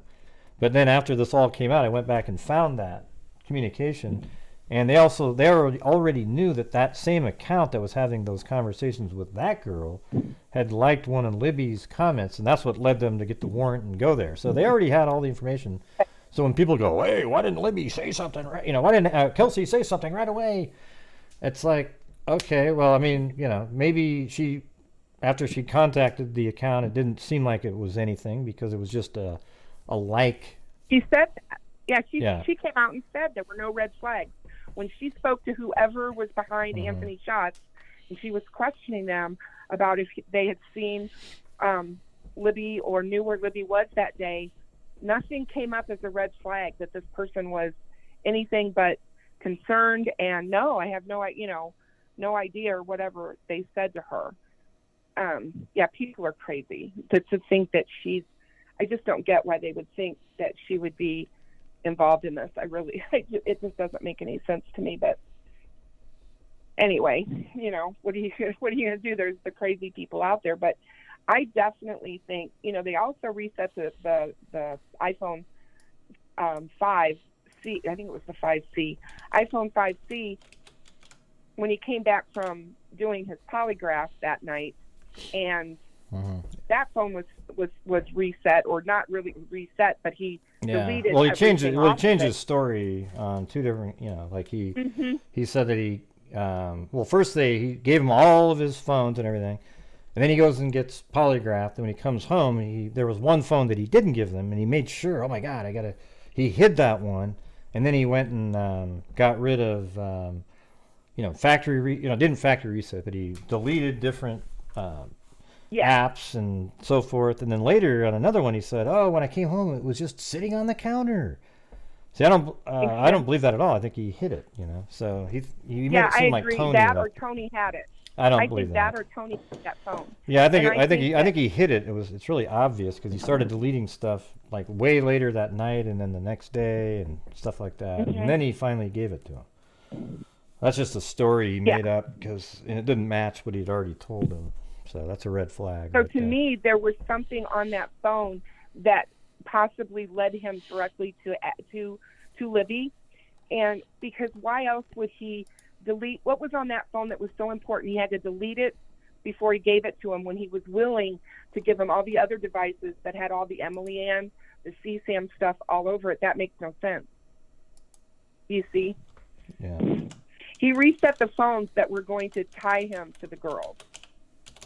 He got rid of the stuff on the phone. Samsung and the Galaxy phone are the ones that he was using recently that communicate. That's exactly what we've said. That those are the ones he was using to communicate with, especially the last one. The iPhone. The iPhone is the one he was using to communicate with Libby and her friends at the party and all that kind of stuff. And then what are the odds that that's the phone that he didn't give to the police when they were over there, and then he spends all night installing, uninstalling, installing, over and over and over to wipe out any remnants of what he had before. Yeah. The slumber party that the girls were all at, Gray, did that take place the Saturday night before the murders? Do you know? I think so. I think it was that. It might have been the Friday. I guess maybe. I thought it was a Saturday. The Friday or Saturday. And then before. Sunday. What the day that they spent the night together? Wasn't it Monday or was it? Now I can't even remember. It was Monday, the day they had off, though, right? Right. Monday was the day that they went missing. So Sunday night they were together, just the two of them. Yeah. So I think it was Saturday night. I just don't remember Saturday night. Yeah, I don't remember the exact date. To me, it doesn't really matter. It's like just the thing that matters is that they were at a stay overnight that same weekend with some bunch of friends, and he was communicating, and then he said, "Oh, I didn't like her. She was getting too clingy or something," And then we were talking about, then Monday apparently at 8 a.m, that phone is communicating. They say. So with her, we don't know. A lot of people say, well, that's just law enforcement lying. I don't know, man. It's not the way they worded it. Doesn't sound lying to me. It sounds like they really are aware of something. I don't think Vito in that interview was lying. I think Vito was on in that interview. I just don't feel like he was lying, because especially when he said to Kagan, "We don't believe you're bridge guy. We don't believe you're the guy, but we believe you know the guy." Right. Yeah, it's because it's his dad. Oh. Right. Exactly. Oh, whoa. Hey, thank you, Mary Harris. All right. Thank you, Mary Harris. All right. So that's the thing I feel about the Kleins, and I think that the narrative needs to stay with them until law enforcement tells us differently. Yeah, that's what I think too. It's just amazing how again the same bottom feeding scumbucket people. It's like what you would do is like they have these theories that don't involve any rational thought. So when there's really compelling, now if it turns out it's not this stuff, they should have still been looking at this stuff because this is where they're at right now. So this is the thing is law enforcement puts this out there. It makes a ton of sense. There's a lot of information there. You're just missing like a piece here and a piece there, and yet they're still talking about. Like, listen to this one comment that's on one of these crazy videos. Just listen to how this sounds right here. It says, "There's something with KG," meaning Kelsi, right? "There's something with KG that I just can't put my finger on. Keep in mind, she's taking classes in criminology and CSI. Makes me wonder. See how crazy people are? Like, what does that have to do with anything?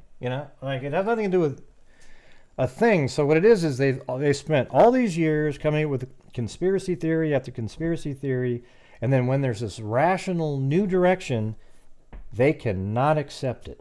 So they just cast it aside, come up with every reason why that doesn't make sense to them, and then they keep going with the conspiracy theory crap over and over and over again. And that's how it works. Yeah. It's like that on so many cases are just like that. It's just crazy to me. I do think it's going to be solved. I think it's going to. I'm praying and really confident that it'll be solved this year. I really do think they're close. But if it's not, we can't give up hope. No. And it really frustrates me when people say, "Oh, this is a cold case. It's never going to be solved." And it's like, don't have that kind of attitude. Yeah. You know, that hurts the family to say that, to take away their hope. And we have to look at all the cases that have been solved that people didn't think were going to be solved. Well, I'm gonna say in the next 6 months, but if it's right before the 6-year thing, that's right around that. So I'll feel okay. Yeah. All right. Yeah. But, hey, I appreciate you calling in and giving your thoughts. It was no problem. Good conversation. Thank you so much for everything that you do. Truly appreciate it. And your channel is wonderful, and I'm glad I'm a member. So well, thank you. And what was your name? Welcome. Your name again? Kristen, Behind the Crime Door. Kristen, Behind the Crime Door. All right. Well, hey, thank you very much. I appreciate it. You're very welcome, Grace. Have a great evening. Okay, you too. Bye-bye. Bye-bye. All right, here we go. We got another one. 951.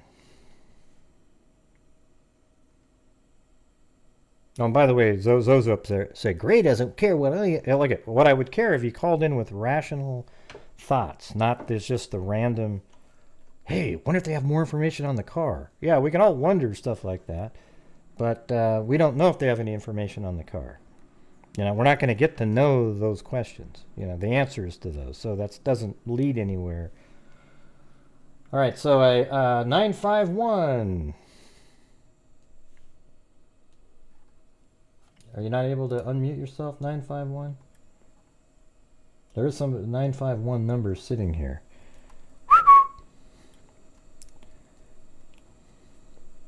Hello. All right. Well.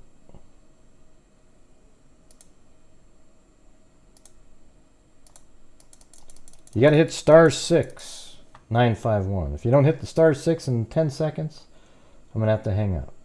I will start. How about 5 seconds? 5, 4, 3, 2, 1, and forget it.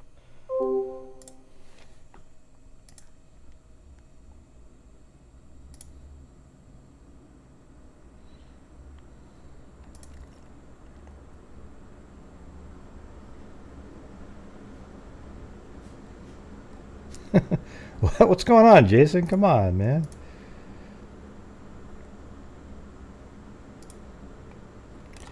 Yeah, everybody knows they can call in, you know, and they know I'm not mean. You know, when they think I'm mean, it's when there's a caller that puts out trash, right? Yeah. So don't worry about it. Just relax in there. You know, you don't need to keep trying to convince people to call in. You're not scared of me, Alifair. Come on, jeez.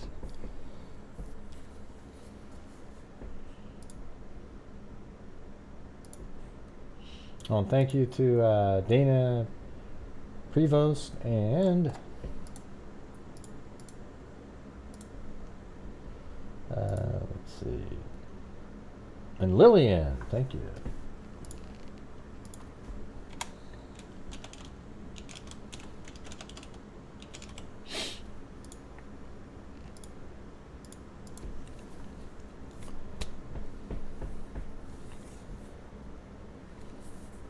Yeah, the only time Zozo ever called in was on my birthday, like 3 years ago, and sang, it was pretty good too. It was a Marilyn Monroe version of Happy Birthday in, yeah, you don't need to hide him. I didn't see that he was hidden. Was he hidden?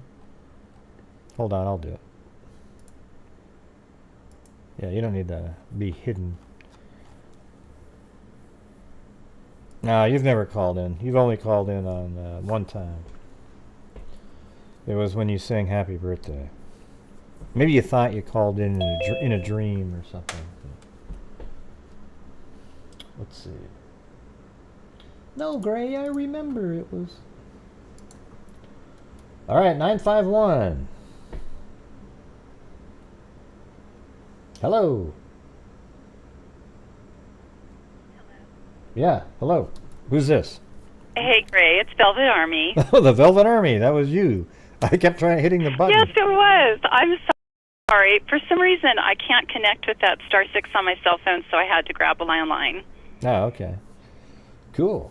So what's anyway, first of all, I wanted to say how much I enjoyed your interview with Kelsi because it was so raw and unrehearsed, and I really look forward to seeing what she's going to contribute to this world because I think she's going to have an amazing impact. Yeah, I think so too. I mean, she's really, a strong advocate for other people in her same situation. Absolutely. So, okay, it's not that I have anything earth-shattering to share, but just a couple thoughts here. I used to think that Kagan and Tony were, like Tweedledee and Tweedledum, and, they couldn't pull off this type of murder. But I think they want us to think that they aren't capable of it because any criminals in the CSAM world, they're masters at manipulation and deceit. And I don't know, I have a sneaking suspicion that they're just having us on. Yeah. Well, I wonder, well, I don't know. It's such a strange thing because I've been watching this Predator Hunter channel on YouTube, and there's just so many of them, and every time they catch the people, they act like idiots. They'll say something like, "Oh, I just wanted to, I wasn't going to do anything with them. I was just, it sounds like Kagan did in some of those, like the way he was talking in the interviews, like, I wouldn't have done anything with them if I knew that they were below a certain age, but sure, I'd take the pictures and I would do this and that. So they do act like they're dumb. Seems like they all do it because they have to, Right. If you don't act like they're protecting themselves. Yeah. I mean, let's see. What else? I was going to say, I don't know. What do you think about, like, out of the two, it seems more likely to be the Tony, right? It does. But, to connect to that thought, that second drawing of the suspect, the one with more of a baby face, that does look like Kagan 5 years ago to a degree. I think the drawing is a lot more handsome than, Kagan's ever been. Well, you have a cave troll, and then you got Tom Cruise, the first two. Right. And I guess they could say... And Kagan 5 years ago is different than Kagan today. Yeah, not way different. I mean, he still didn't, he was still kind of bigger and everything. But here's the thing. I can see the face. Maybe that's what the message was from Carter when he said, he didn't think we were going to do this. We're going in a different direction. And then they put a picture of the son of the person, the person they're really looking at on the sketch. I don't know. I mean, maybe that's what they're... Because I don't think they're saying that this is the guy that was at the bridge. I don't know. It just... Kagan's never looked like he could have ever been the guy on the bridge. No matter what year... maybe when he was a little kid or something, but he's huge. The guy on the bridge has kind of skinny legs, and we don't even know if he has... Looks like he's got stuff under his jacket, making it almost look like he's got a belly, but there seems like there's stuff under there. Not necessarily a belly, so I don't know what size that person is.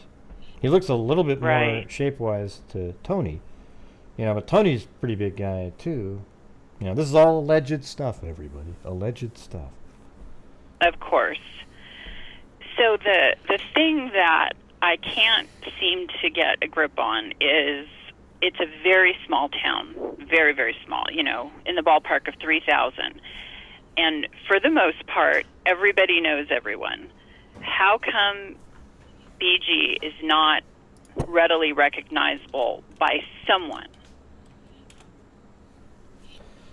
Well, I mean, the problem is he looks like a lot of people. Like I've said this before, but there was one time where I was watching this video, some kind of a event in Delphi at some, it was like at a gazebo sort of situation. I don't even know what it was. There was a park with this gazebo, and then they showed these people walking to this event, and there must have been 15 people walking, and I'd say 10 of them were guys.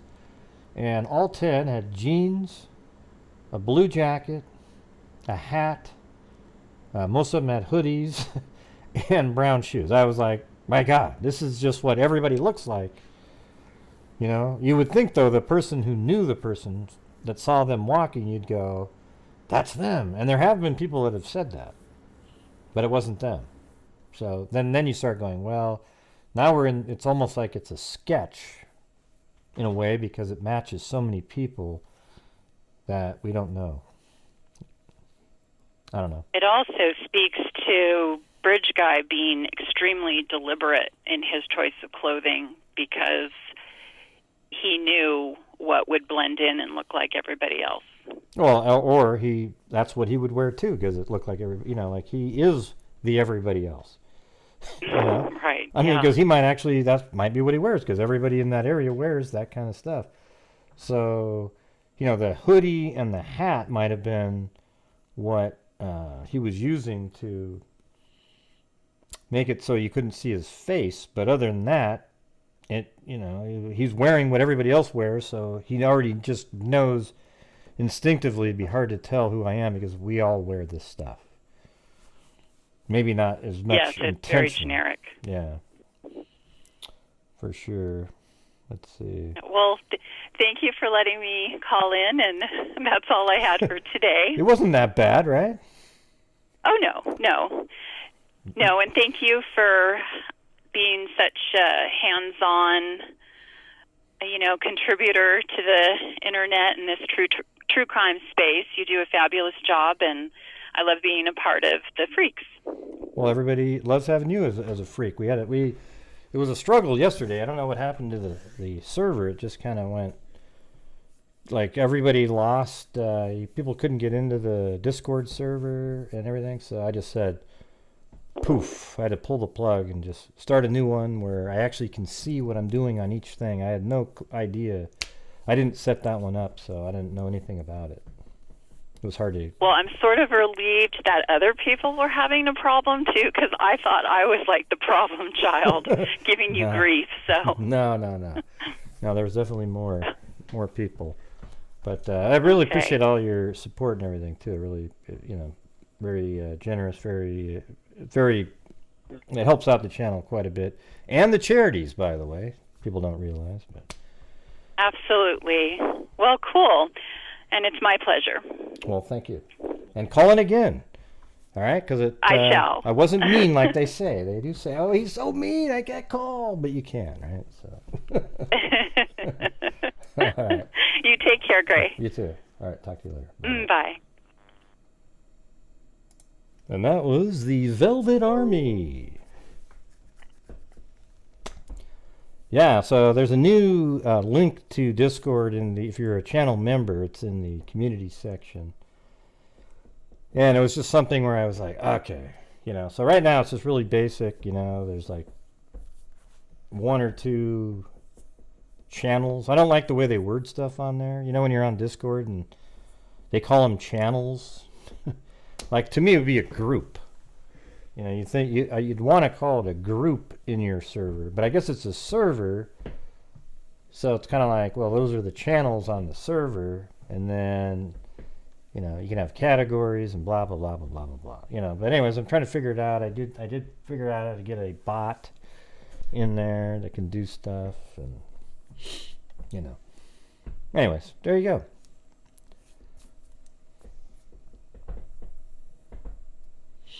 Yeah, and so that was interesting information. So, what she was saying is it could be deliberate, that he knew that wearing the same clothes, he wasn't going to dress up where he would stick out, right? So what Velvet Army was saying is like, he could have intentionally worn stuff that he made, he made sure that he wore what he would wear when he was just going to go outside and do some stuff like everybody else. And he wouldn't stick out. He's not going to wear a polka dot shirt with a hat with antlers on it, you know. Hey, thanks Linda Howe, as in Linda Molden Howe of the Cattle Mutilations and Crop Circles.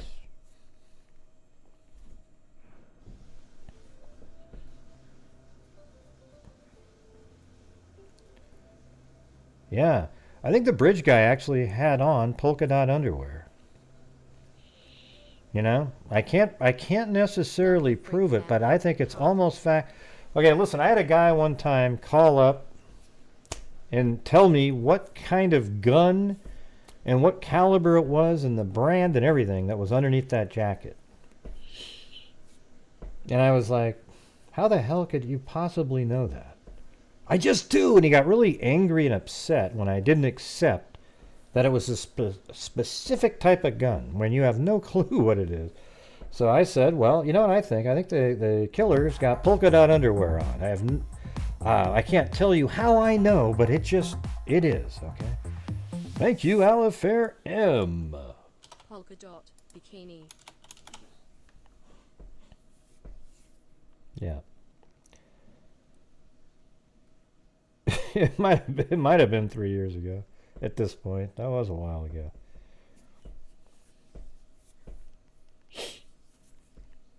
What do you guys think about that? If you could take a guess, do you think the guy was riding commando, or did he have on polka dot underwear?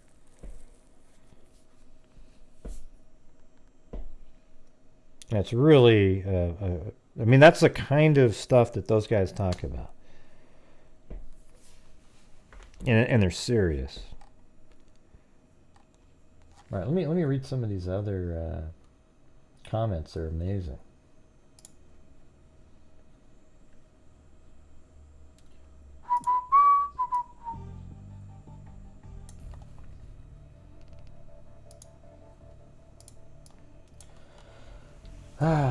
See, look at, here's this one guy named Danny Waz. He says, "It's always about you, Kelsi. It was fun because then I didn't have one." So what Kelsi was saying in one interview is that she had 2 sweatshirts. She gave them both away, and then she goes, and that was really fun because then I didn't have one. See, at the time, that's what she might have been thinking. You know, and this is just a little bit later. She was like, yeah, you know, I didn't have a sweater. But why does it matter that she said it? It's ridiculous. Boxes.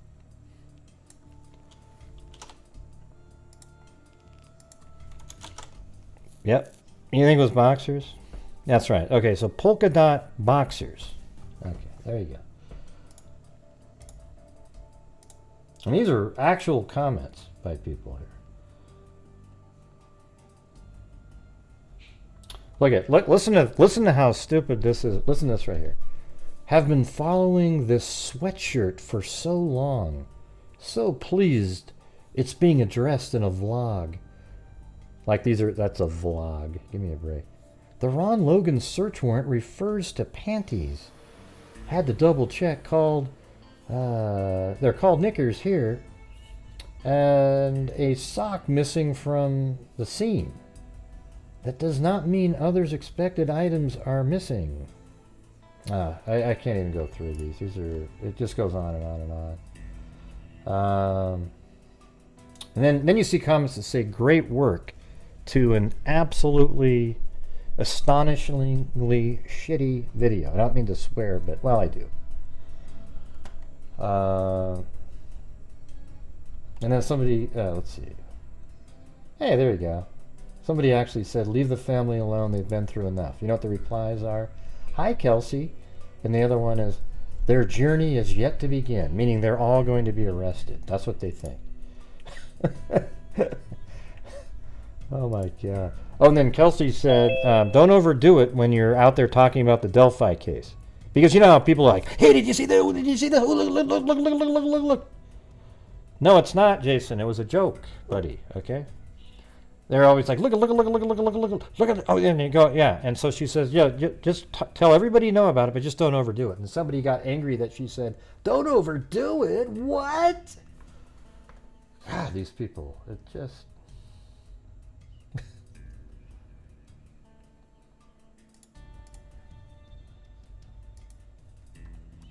Hello. Who's this?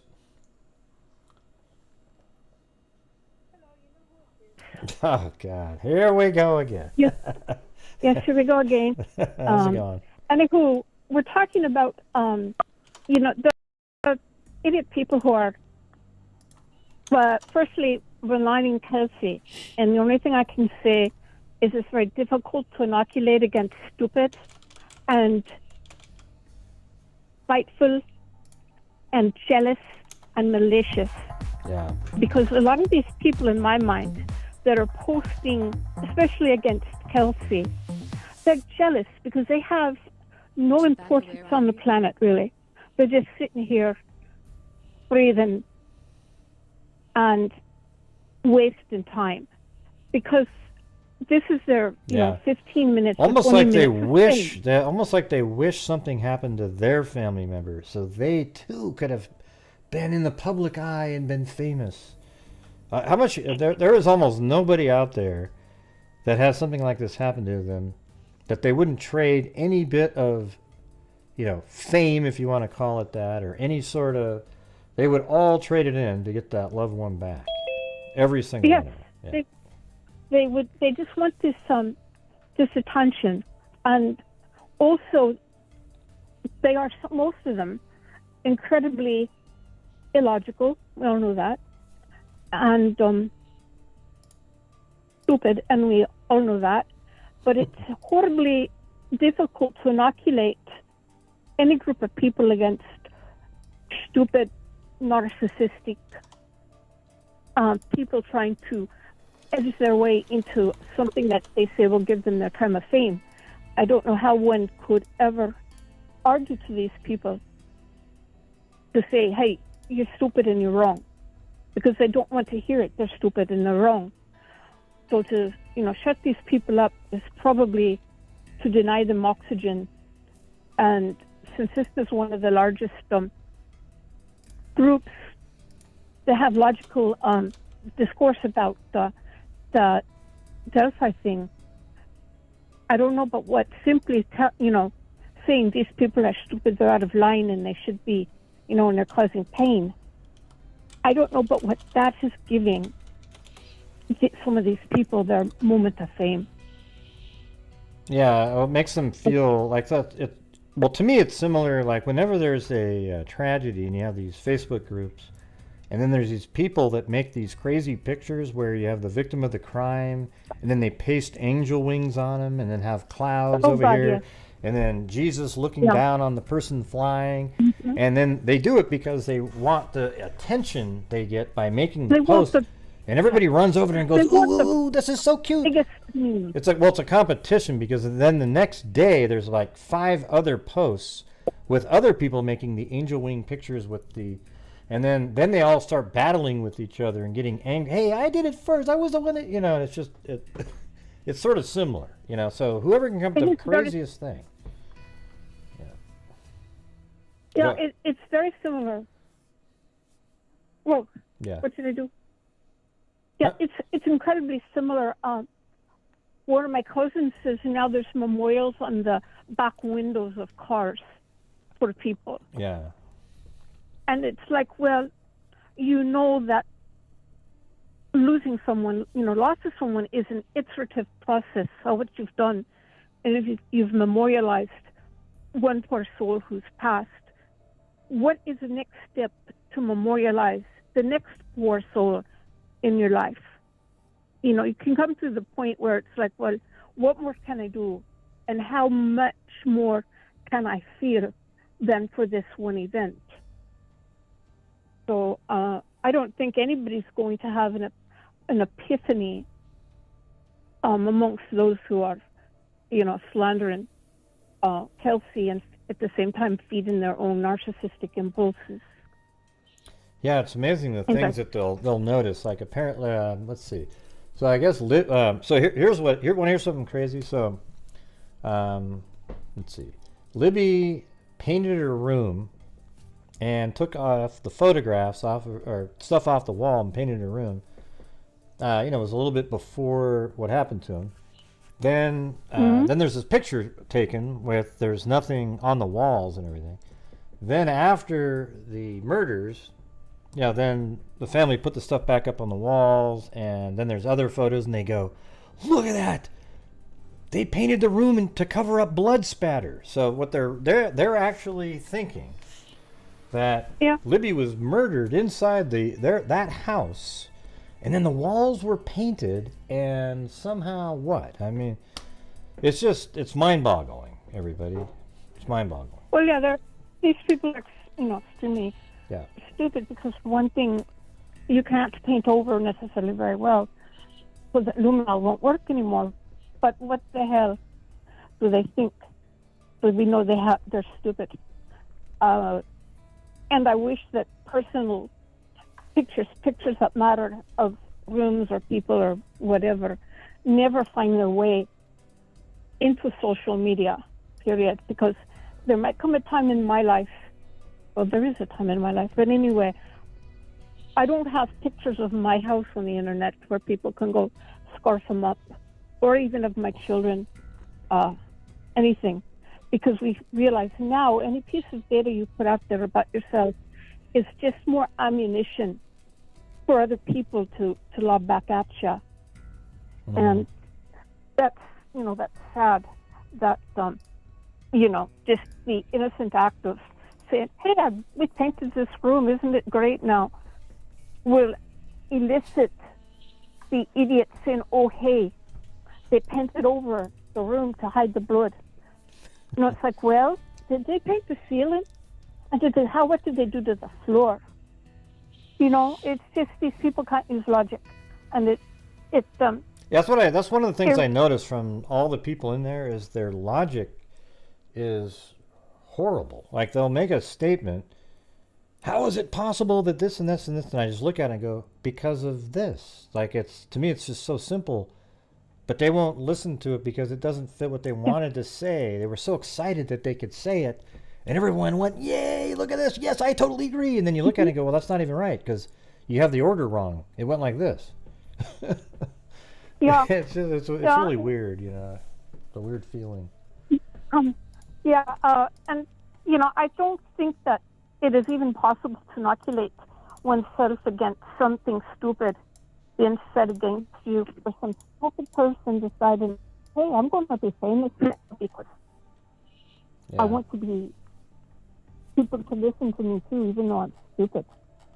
And I think that's a lot of it with it's about this case. They're trying to just suck the air out of that's something that I want to say. They're trying to just actually, I think they really want to divert good discourse so that it becomes as bad or as bad as theirs, even though they don't realize that's what they're doing. They're just deliberately, without knowing it, okay, except maybe some stupid people evil people. They don't realize how stupid they are. Well, yeah, I mean, I don't know. It's a weird thing to say that they're not doing it on purpose. Well, I don't know. I mean, like, they're just so naive that they believe it, or are they doing it intentionally because they want to fit in, even though these people are... I really don't know, but anyway, I haven't, like I said, I haven't figured out, people try to figure out where I live and what I am or whatever, and I only tell people what I want people to know. And I wish people didn't have to do that. But the example of the picture of Kelsi, Libby's or Abby's bedroom, that was out there for someone to snatch up and use it in an evil way against the family that has enough to deal with. They shouldn't even have to deal with seeing a post like that. Yep. Because it's so personal, it's so terrible. Yeah, okay, but here's the thing. I gotta get this other call. I got a troll on hold. But before you leave, Lillian wanted you to do the magically delicious thing. I'm just kidding. She did. She did bring it up though. She I don't think there's a right psychological have to put myself in the right mental state here. Okay. First, Lucky Charms. They're magically delicious. See how perfect that is, everybody? I think she may have actually been the voice for the commercials back in the day, right? No? Maybe. Back in the day, I probably didn't exist. Yeah, I think you might have been. Well, I think when I was a kid, I was watching some of those, but yeah. But she just said she liked it. She didn't tell you. I didn't mean that. I got it backwards. Yeah, they existed before I was born. Yeah. Lucky Charms. Yeah. The Lucky Charms thing, and I never knew about. The only thing I knew about the Lucky Charms is the fact that we in Ireland don't much care. You know, I'm doing people a big... Okay, how about this? The Irish Spring, what a fine fresh scent it had. Remember that one? Irish Spring, what a fine fresh scent it has. Yeah, but I think you had to hear the commercial, because then you get the right sort of cadence on it. You know, it's sort of... It was this weird commercial. What they had was these Irish guys, you know, and you'd see them lathering, you know, bathing and stuff, but it actually is a pretty good soap.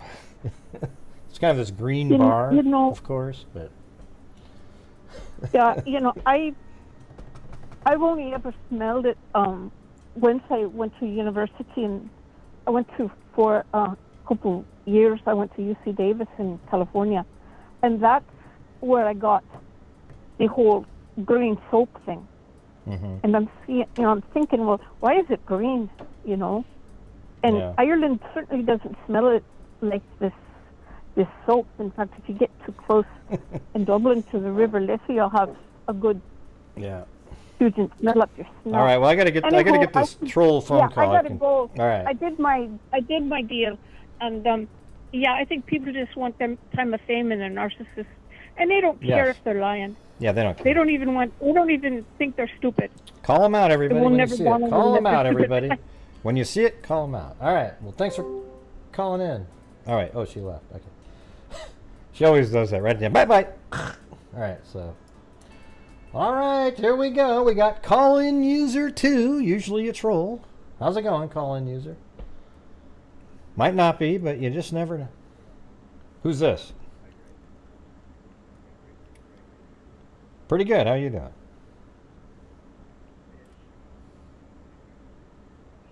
First off, I don't understand where everybody says that, you know, you're so mean to people. I don't really see it that way. Do you follow NASCAR at all? Not really, but I mean, you know, like every once in a while I turn it on. You're a trail. I'm a Trailblazers fan. Like, yeah. Well, I mean, you're like Kyle. You're like Kyle Busch, right? Like he rubs people the wrong way, but he's like one of the best NASCAR drivers. So I don't know. Look into him sometime and just see all the similarities there. Yeah, anyways, regarding the case, you were just talking about the photos a second ago, and I had some thoughts on that. You know, I thought about this a little while, and I kind of think that's the most sort of clever thing that they've done so far, or, you know, Doug Carter, whoever, with the photos. My personal theory is on it is, you know, the first photo they released, that is the bridge guy, or the killer, rather. The killer, in my opinion. Yeah. Probably Keegan's father, was it Tony? Is that his name? Yeah. So what I think, at some point in time, they caught on to the, you know, the Anthony Shots account, and I'm sure you agree, the police know so much more than us and more than they're ever going to tell us. When they came out and released that second photo of the younger person, I think that photo was only meant for Tony. I know the family was upset about it. We were upset about it. A lot of people are like, whoa, why are you putting a photo out here of someone 20 Right. They're saying, hey, we're going to put your son picture up on blast unless you come forward and admit to what you did. Right? Exactly. Yeah. I think that was extremely well-placed Easter egg by the cops. I know they got a lot of crap at the time when they did that. And they had to kind of sit back and sort of no comment, we're not going to talk about this. But I think that was deliberately placed. They tried to draw a sketch of Keegan, or Kagan, whatever he goes by.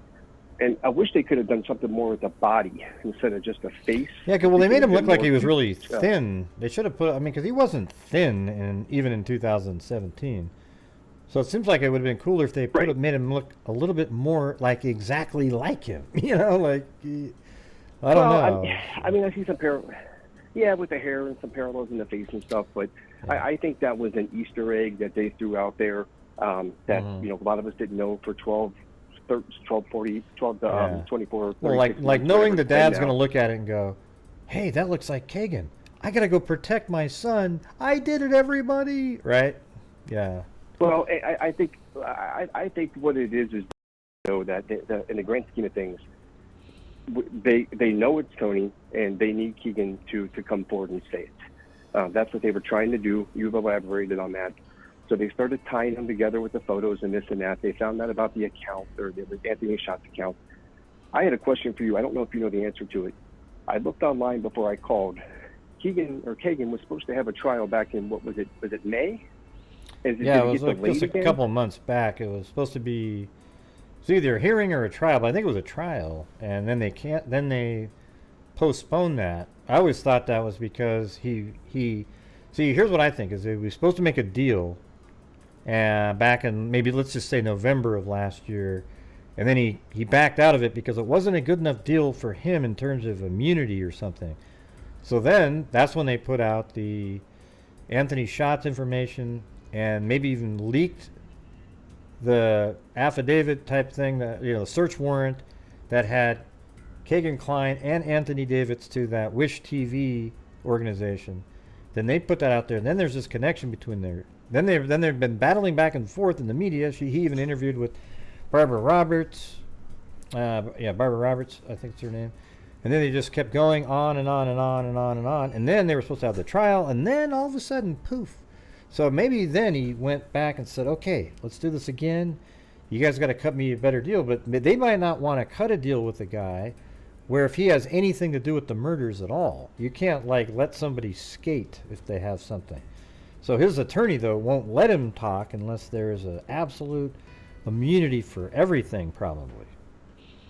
Yeah, it's crazy. I agree with you. I mean, at some point, though, I think it's, I know that they can ask for a continuance, they can ask for stuff to be delayed, but I'm telling you, I'm extremely confident. You said 6 months is your prediction on when this is going to be solved. Just within 6 months. I'd be willing to bet you.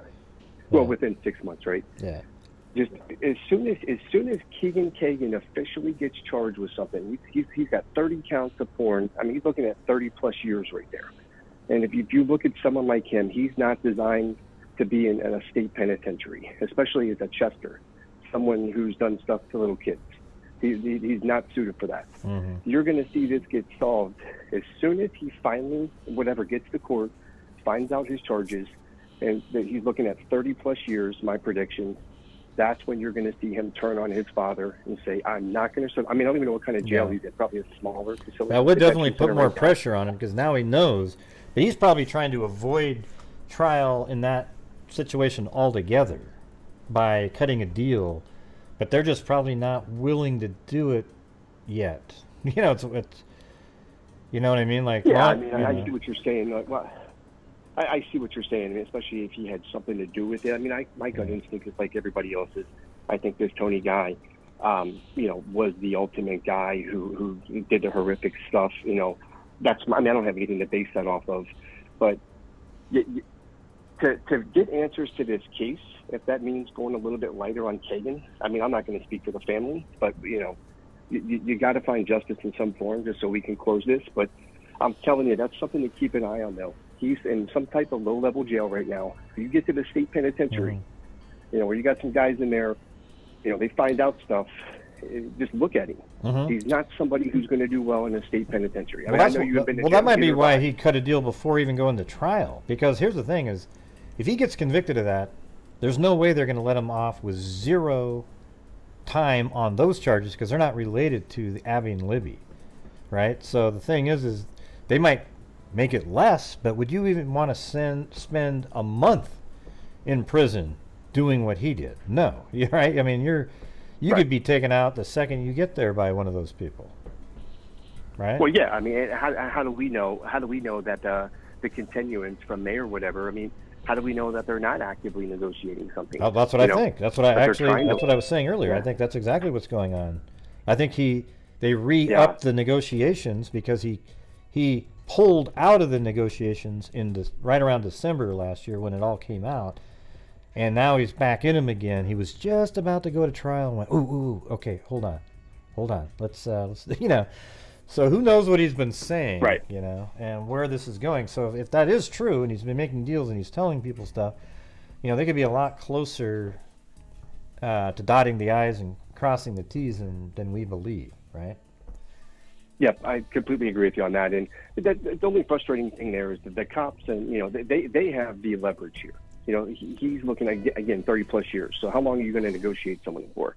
You know, you're going to send him upstate to Indianapolis, wherever they got, where, like you said, he's not going to last long there, especially with the kind of charges that he has and just kind of his profile. And when he gets to a bigger jail, that's going to be a very, very, very bad setting from wherever he is right now. Mm-hmm. He'd like to probably be in some sort of like 5 years in isolated, you know, confinement, you know, like away from everybody, you know. Well, I mean, you know how it is too at the jails. I mean, there's, you know, they got their communities in there and so forth. And again, once word starts getting out on stuff, I don't know. That's my prediction on it. I do think you're right. Somewhere in that 6 month time frame, the cops are going to stop negotiating with him at some point. I'm surprised they still are, you know. But yeah, obviously they want to get this solved. But I just wanted to share with you, I was irritated by that photo, and I know a long time ago everybody was irritated and questioning the cops. Why would you change directions, change paths? And you know, I actually think that was just the brilliance in the case that will come out after we, you know, after this is solved eventually. And the stuff with Kelsi and the family, that's what happens with 5 years of it not being solved. It's just these crazy people just creating their own scenario because it's 5 years later. It's just ridiculous, you know. You know. I mean, they actually typed in the comments that Kelsi's going to be behind bars. I mean, it just, you look at these people and you go, you're crazy, you're a lunatic, you know. And yeah, I mean, I don't get it, man. I don't get it. I just feel so bad for Kelsi. I don't know if she's listening tonight, but I mean, again, 5 years, people's minds wondering. They want to find who the boogeyman is. It's not Kelsi. It's not the family. It's just people going into the weeds. But no. Yeah, I mean, I know you do Delphi periodically still, but I'll try to keep an eye on court dates and so forth. But I'm telling you, I think that's absolutely a crucial piece to this puzzle. Maybe it's not a coincidence it got delayed from May. Maybe there was a negotiation going on. But I agree with you. I think they have all the stuff that they need at this point. I think, unfortunately, the crime scene, there just wasn't enough there, obviously, to get Tony, or they would have already done it. So I think that's where they need Keegan. Well, here, let me bring this up before you get out of here, because Norman DeWinter, my nemesis in the chat here, always trolls my account. He brought up something, you know, I forgot to, bring this part up, but the sketch that they released, you know, the young face, that was actually the first sketch made. See, that's what's weird is like a lot of when you think about it like that, did they just? It was the first sketch made. It was made 3 days after the murders, and they held on to it. But then they went a different direction and took the video and the image, what the guy looked like, and came up with sort of a composite. And that's where you got the older guy with the scruffy beard and everything like that. But But the weird part is so they didn't make this sketch later to make it look like it was, Kagan. To make it look like Kagan Klein. They already had it. They just went, you know what? Maybe we'll try that instead. So then it's kind of like, well, yeah. I mean, that's an interesting strategy, but they already had it. They didn't make it to look like his kid, right? But maybe Kagan was out there, Well, that's what I was going to say too. Like maybe he was, sort of in the vicinity or an Overwatch or whatever. I mean, him and his dad on the same account, living in the same house. And by the way, just because they're telling us they already had this sketch and this and that, they don't have to tip their hand or tell us anything, right? The cops, the police community, they're not going to show us their hand there. I mean, I think that they know so much more, and I think they're being very deliberate. The Anthony Schatz thing ties everything together here. And then as soon as they officially charge Keegan with these 30 counts of child pornography, which I'm telling you, even if they gave him a year for each one, that's 30 years, which is pretty normal for those kind of charges. you're going to see him crack at that point. So I just want to share that with you. I still think it was very brilliant. If you listen to Doug Carter on that, when they released that photo, he was talking to Tony at that press conference. Yeah, and then recently, I think that recently he seems like almost giddy. Like he is really, like, I mean, he's got a little bit of a smile, and different look. And they're going to it's difficult to try to turn your son against the father, right? Very difficult situation, and I think that's what they're trying to do right now. But again, 30 years of jail and a difficult jail, that's enough to do it. So Kagan's even made it seem like the father sort of turned on him a little bit. Like he's sitting there, he used to call me all the time, now he's not, And see, this is right before the Barbara McDonald, not Roberts. I said that wrong earlier. So it's Barbara McDonald. I knew that didn't sound right. So Barbara McDonald interview, she was in the when she was talking to Kagan. Right before that, like his father would normally, I think it was before the 2020. I can't remember exactly now. I'd have to go back and listen to it, but it was like he'd send him money and talk to him and stuff. And then there was a certain point where his dad quit talking to him. But here's the thing, you would think the father would want to keep talking to his son to keep him on the same page as him or something. But they record all the conversations, though, so I don't know. Yeah, it's just... I think it's just the classic situation with two people involved in a high-profile crime, and which one's going to crack, right? And that's the cops are professionals on that. The professionals about being able to get one of them to crack, mislead them, tell them, whatever they're going to say. Cops are going to try to get an answer out of somebody. But no, I mean, regarding the photos and everything, it's not a coincidence to me. I'm telling you, I think that is absolutely brilliant what they did. And if the police listen to your podcast, your shows, what are you guys waiting for on the charges? Like, because I'm telling you, I'd be shocked if Keegan doesn't crack under that. Absolutely shocked if he's going to do 30 years for his father. So I look forward to the day that I read that they press charges, and we'll see what Keegan wants to do. I mean, see, the thing is, I get what you're saying. I actually think he knows he'll get 30 years if it goes to trial because it's closed and shut. He admits it as his stuff. Right. He did it all. So they're already at a point of negotiation. He doesn't want to go to that trial because as soon as he's guilty, he's going to prison. He's not going to back to the jail. So he, as soon as it was like, hey, trials tomorrow, everybody. Hey, hold on, time out. Let's get back and let's talk about this again. Okay, so what did you guys want? Now they're back in the negotiations again. That's what it feels like. Yeah, maybe. Yeah. Well, maybe I'm just being impatient because he was supposed to be arraigned, charged. It was in May. Here we are in July. Maybe I'm being a little impatient with the negotiations. But I don't know. I hope something comes from it soon. They can't sit on charges for 30 counts of pornography for too long, right? They can't sit on them, and they got to charge them for that at some point. Well, how about this? Are they going to associate it with? Yeah, but while you're still here, but here's the thing. So let's say Kagan has even said in the meetings with police at this point, after the May trial, they're back in negotiations, and then he said, you know what? Okay, listen, it was my dad who was communicating, okay? How do they prove that other than him saying that? That's one of the things that's hard, right? Because it's using Kagan's phone. There's no picture of the person using. It's just somebody typing in the keys. So they're still needing to figure out a way to prove it, So you could even be at that level. I guess he is a witness, but is he a good witness? Because he has everything in the world to, he would be hard to be credible, That's the problem with him. Yeah, I think that's a really good point. You're going to be going off his testimony about deleting the phones, the Vegas trip, or whatever, this and that, and will he be considered credible? Obviously, his lawyers are trying to get stuff thrown out. I mean, that's a very good point, too. I think that's why the complexity comes in at this point in time.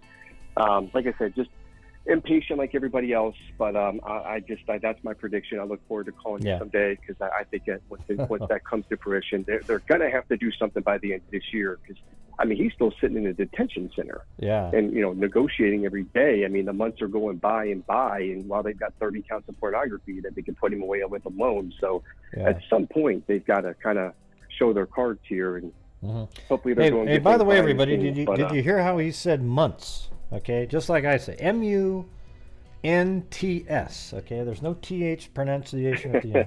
All right, it's months. Yeah, I think you're. I'll tell you what. When it gets solved, we'll just have this big 24-hour bash on here. Man, that's all it's gonna be. All right, or it's M-U-N-T-Z. Months. Okay. We actually have a mug or something that says that months on it. All right. Well, that sounds good, and yeah, well, appreciate. Yeah, I appreciate it, man. I'll call back in if I can get some more information on things. I'll keep an eye out, with the headlines and stuff. I know you do all the time, but I just want to share that with you. And I know it's sort of been in the back of your mind. You're a smart guy, but I think that's where we're going to see some serious traction, going into the fall here. Yes, awesome. We'll keep up the positive thoughts after Mary Harris earlier got me down.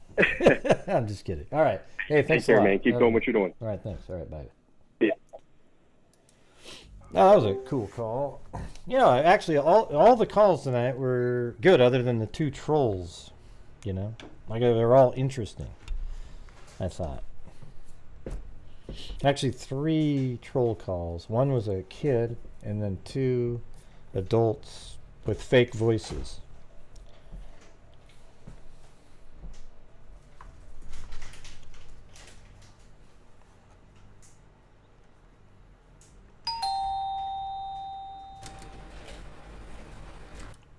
All right, hold on. Hello? Hey, Gray.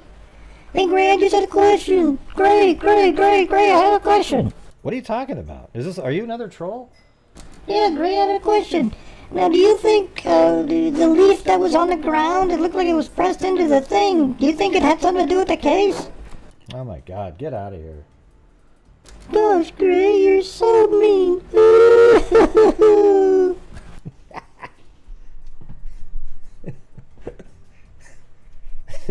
Oh, jeez. Ah, poor Mary Lou. Wow. The leaf, huh? Unbelievable.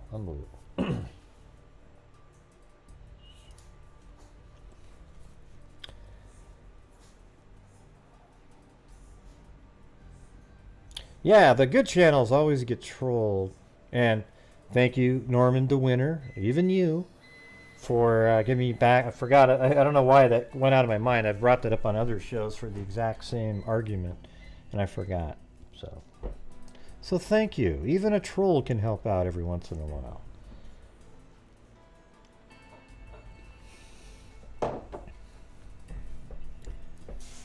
That was pretty funny, wasn't it? That ring's pretty good, right? Let's see. Hello? Yeah, great. I have a question. Today. Do you think that the case will get solved in the next 2 weeks? No, not in the next 2 weeks. Okay, that's all I had. Thanks. Wow, that's all you called in was to wonder if the case was going to get solved in the next 2 weeks. That's a little weird.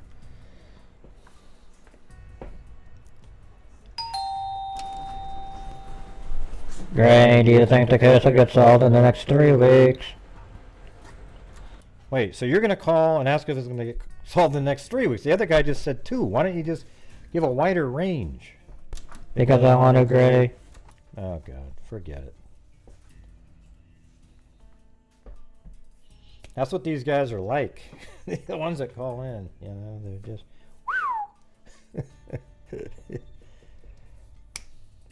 Hey, how was my ventriloquist lips doing? I didn't really move them that much, right? Let's see, let me try it.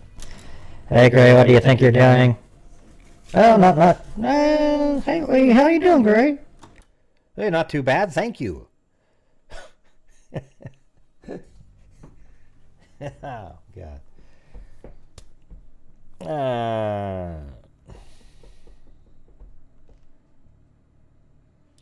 Yeah, it's...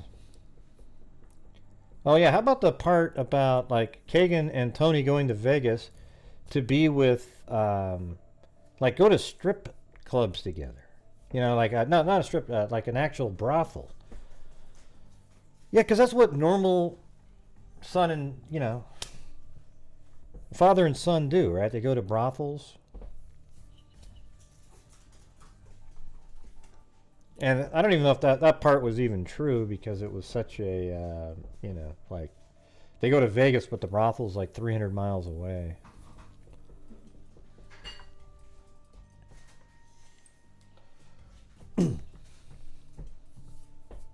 And then they say, why'd you go to Vegas anyways, Kagan? Oh, to go sightseeing. Oh my God. Tony and Kagan sightseeing. Look, son. It's an aurora borealis over there. We're out in the desert. Look at how beautiful that is, huh? Wow. Have you seen the gold? Have you seen Paul Bunyan's toilet yet? It's absolutely fantastic. Yeah, it's just, that stuff wasn't happening, you guys. None of that was. They were in Vegas for some other reason. And it definitely wasn't to go to, look at, I think even they would get turned down at a brothel, okay? Even they would.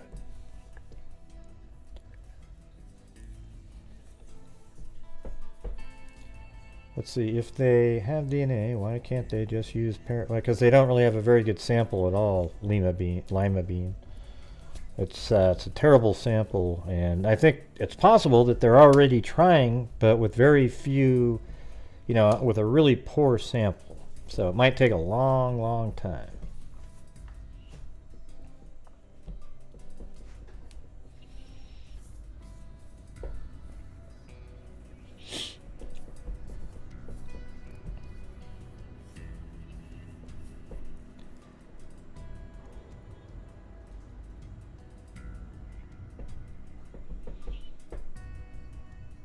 Yeah, I'm just reading the comments there.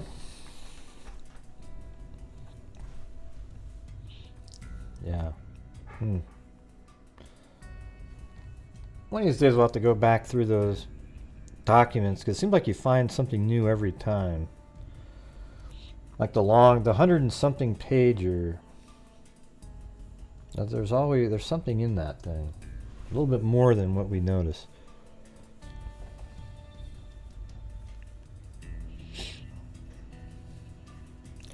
Yeah, but anyways, in the community section for channel members, if you're not a channel member, aka Lima Bean and Nuala3095 and Zeno, you should join the channel.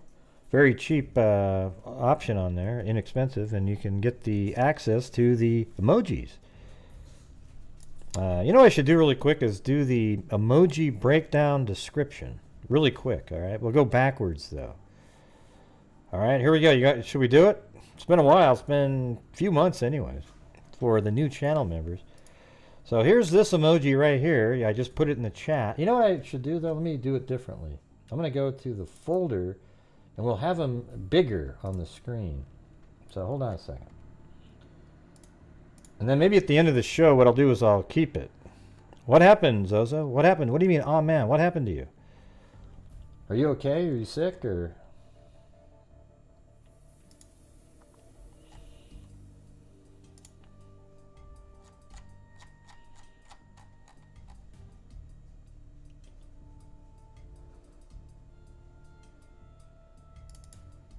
Oh, that wasn't it.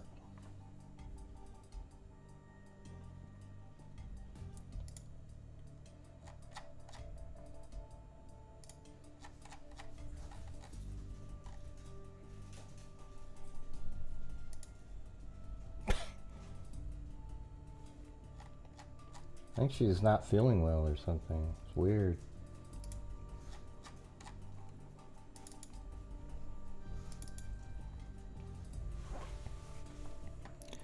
I cannot get into the community thing with my mobile or tablet. Yeah, you have to go to YouTube community section, and then that's about the only way to do it. What happened, Zozo? You typed in, "Aw, man." Did something happen, or? Just want to make sure.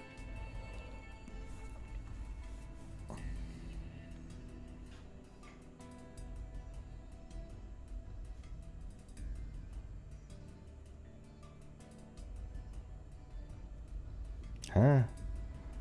Jesus. Yeah, we're done with the show. So, all right. So the one that you see at the end there is this one.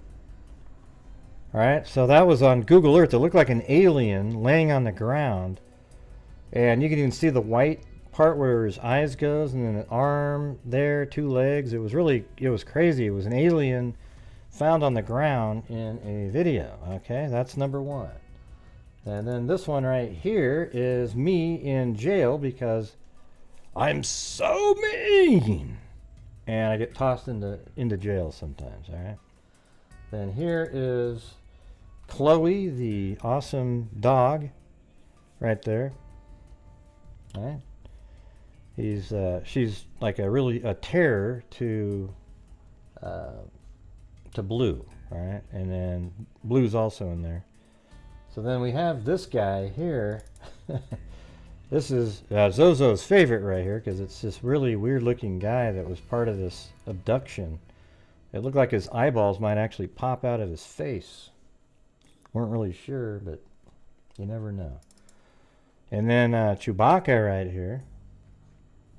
And that one's from the Chewbacca sound effect, which is, it's like,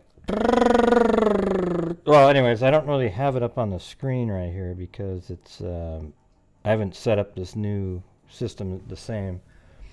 But that one was with Cairo at a hotel. He goes out the door and this lady sitting on the ground, a sex worker, made that sound and went Chewbacca. Or Cairo said, Chewbacca? And then she said, I'll be Chewbacca if you want me to be. You know, because that's what every guy wants, you know. And then this one is from tonight, the crazy wacko. I'm not even sure what you use him for. What would he be for, this guy? You know, he's... And then we've got Grady Judd right here, the best sheriff in the entire United States, right there. He's a channel favorite. And this is amazing right here. Now this is a picture of me. Can you tell? Look at me up on the screen right now, and look at that. You know, it's got the visor and the goatee, and it looks like headsets on and a jacket and everything. But it turns out that was actually, I was watching a video on the news about a crime, and there was this lock that had paint on it, and I looked over and I go, God, that paint looks just like me.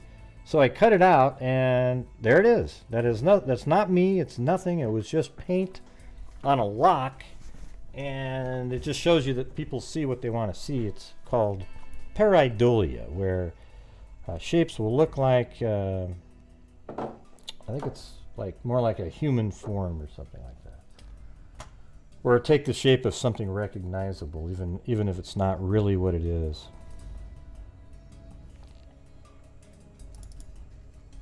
All right, now here you go, everybody. Now this is for all the women out there. This is girl code, okay? This is girl code right here, and what this stands for is women's ability to understand absolute or abject nothingness. Okay, like you guys can be having a whole conversation without one rational word that a guy would understand, but you guys all completely, it makes sense to you. You know, oh yes, I saw that at 6 o'clock. I'll be there a little after. You know, it's like, wow, how in the hell did you figure that out, right? Then we got this one here, the so mean. You know, when I'm so mean, and that's usually what leads to me being thrown in jail right there. And then this one right here. Look at. That's when I don't have the audio on, or I make a mistake and everybody wants to go have me look at something on the screen that I'm missing. And if only I would look, you know. And so that helps me cue me up. This guy right here is from Ancient Aliens. Should be the mascot of all those wacko channels down there who do the if this, then this, if that, and you know, like you build a theory on a faulty premise to begin with. Wow, is it possible that stone is from alien technology? And if that stone is from alien technology, isn't it possible that that stone developed the early civilizations? And if that's true, that stone built the early civilizations, is it also not possible that they are that stone from alien technology is responsible for the evolution of all of mankind and our abilities today? Yeah, it's if the original outlandish thought that it was a stone that was so that's what they do on those channels. They build on the faultiest premise in the history of mankind and come up with every possible scenario on top of that. All right, now this here is, see, we don't discuss Chris Watts on here unless it's just a quick sample about something. You know, it's this case here was the most overused and abused case that's ever been. This case was solved in 3 days, yet it lingered on for months and months and months as everybody tried to prove Chris Watts was guilty even after he admitted doing it. How dare he do it, man? You should have waited for us to be able to sleuth it out. This one on here is just like some crazy lady screaming, I guess. But yeah, people like that one. And this is right here. This one here is correct. Okay, I hate that term when people say correct, because they always do it to let everybody else know that they were already completely aware of everything that you're talking about, and they're going to say correct as if they already knew it. Okay, and it came from, I hate it more than anybody else because when I was working at this bank, there was a lady there who had no clue about what we were, and this program that we were working on. And so she called me, or had me, let's see, what was it? She'd come over to where I was sitting, and I'd show her how to do it. I go, okay, you go here, do this and that and the other thing, and she kept going, correct, as she's standing over me. So that everybody walking by would think that she was helping me. It was unbelievable. All right, anyways, we got this one right here. Yeah, right there. That one is, every newscast always seems to have at one point, back to you, Jim. Right, and Jim is also the term of a random guy's name. Like if there's going to be a criminal, you might say, well, Jim. That's just kind of what it is. All right. Where are we at here? Okay, so this one right here is a troll. I mean, that does look like a troll, okay? So that's exactly what that is. Oh, this is everybody's favorite, the next one here. Hold on. All right. Yeah, this one's everybody's favorite. I have a fly that even crawls around on the screen here. Oh, look at that. Velvet Army got her finger stuck on the backslash. See, look at, there's a fly on the screen. So this one comes from where we had a ton of flies in the backyard. I bought this liquid fly trap thing where there's 4 or 5 holes in the top of a screw-on lid.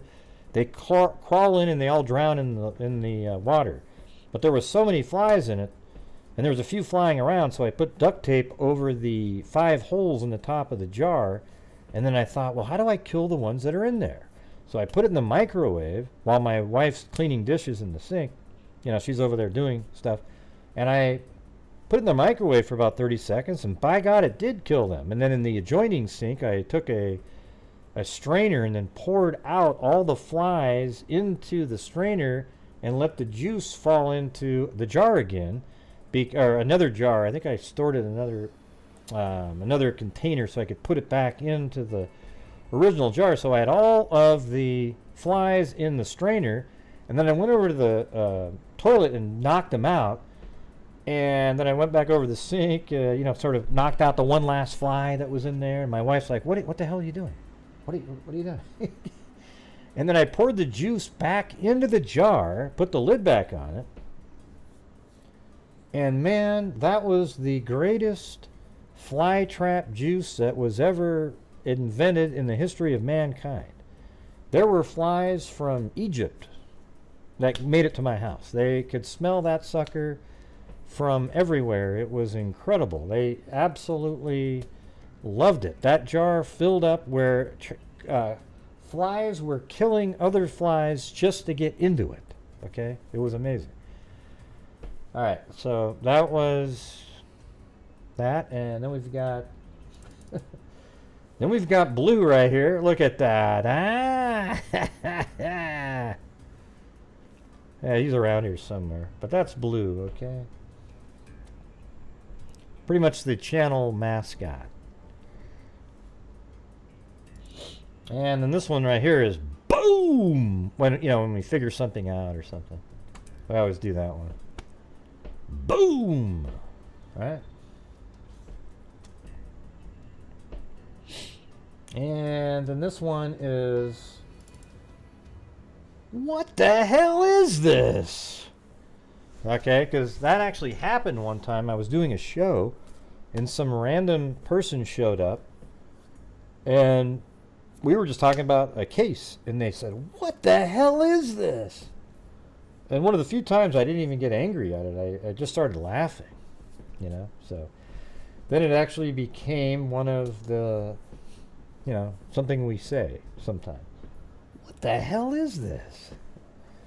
All right, then the next one is the freak heart.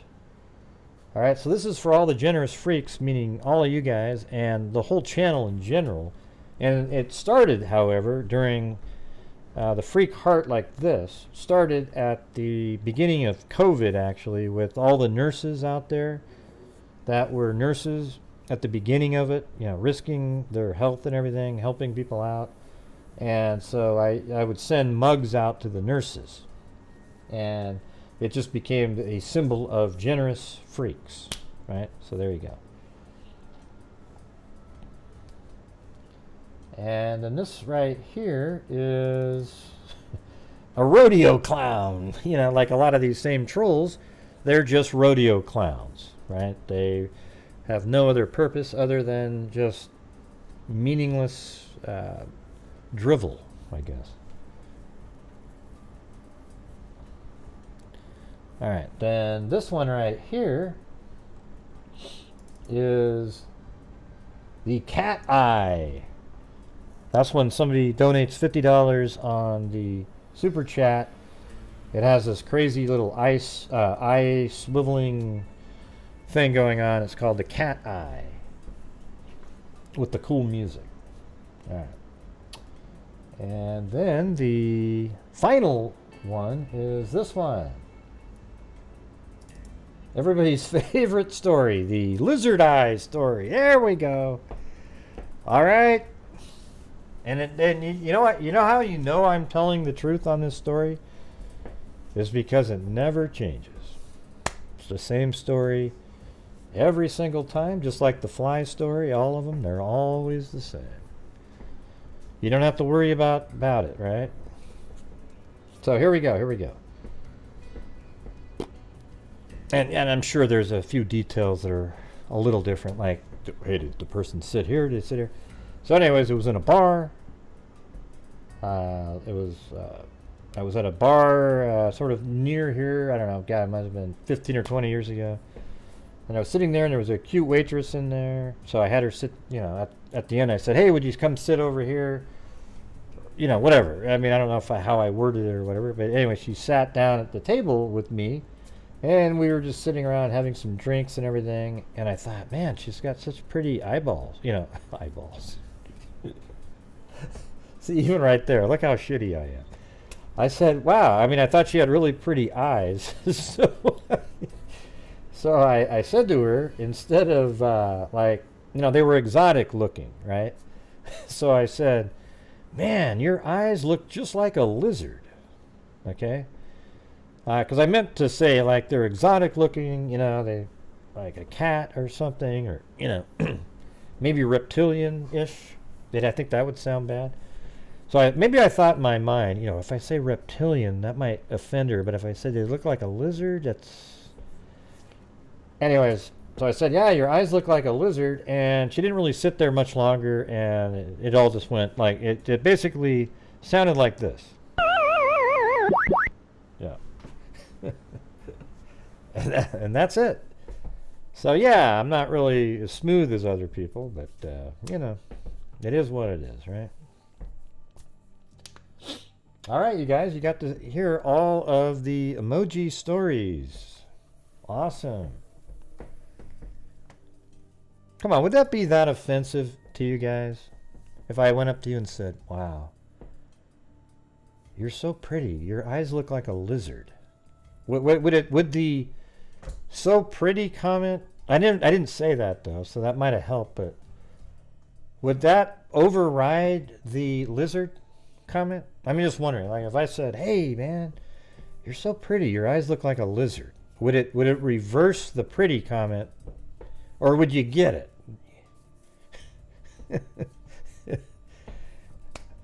Okay, all right. Okay, so it wouldn't. All right. Yeah. That's a alien. Remember that? We were doing Google Earth and we were looking down and there was an alien on the ground. It's right here, look. See, it's got the legs, kind of a robotic deal, squared up situation. Yeah.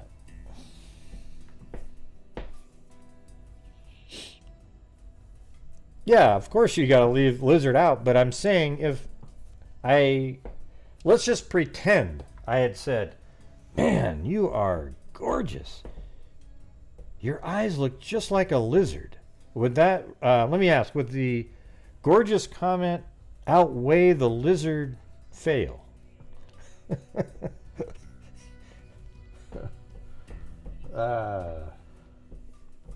That's all I'm asking. Yeah, it does look more. It does look like a Gumby with the angled head. Okay, so you're saying that somebody who's gorgeous, they would overlook the lizard eye part. Okay, all right. Okay. Yeah, I'm not asking if I should have said lizards or not. That's not what I'm saying, Zeno.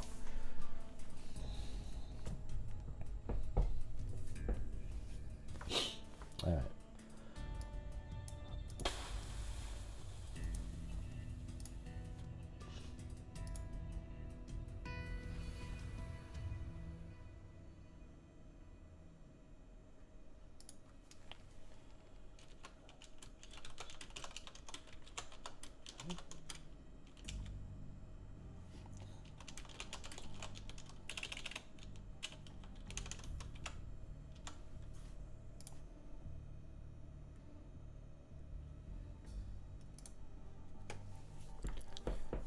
Let's see. Yeah, it would have been better. I think it might have had a better chance of being positive. But when you're just sitting there quietly and you look over and say, oh, man, your eyes look like a lizard. I should have been more specific, like maybe if I'd said, use the genus and species of a particular, like a swift or something.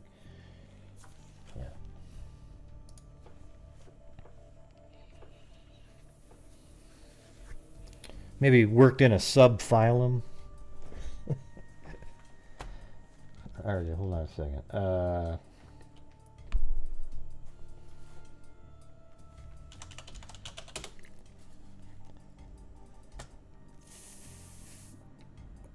It does too get better. Like, come on, Mama 457 Rose. Jeez. Man, you guys gotta, maybe ask a clarification question.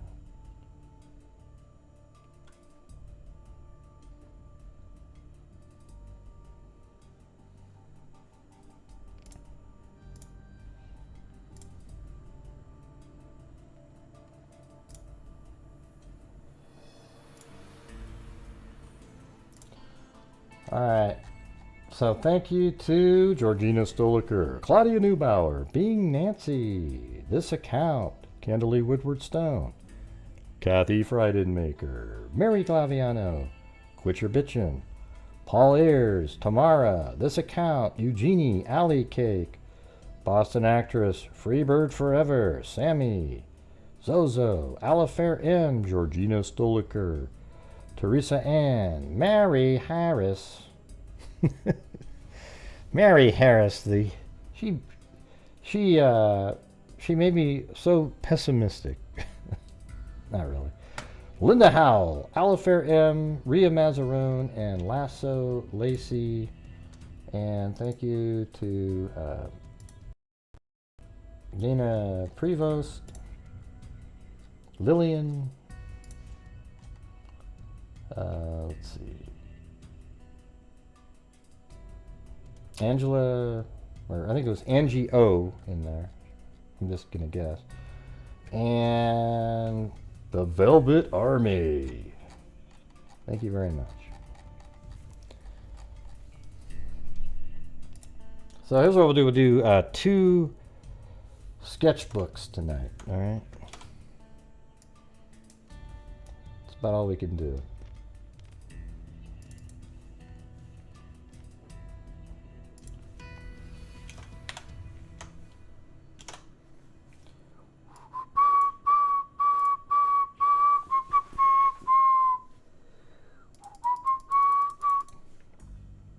Oh, there's a blank one in there.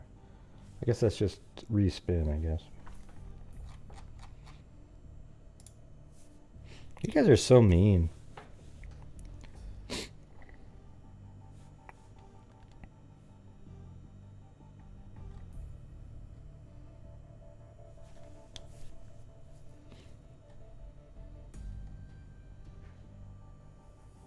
I'm trying to read the comments.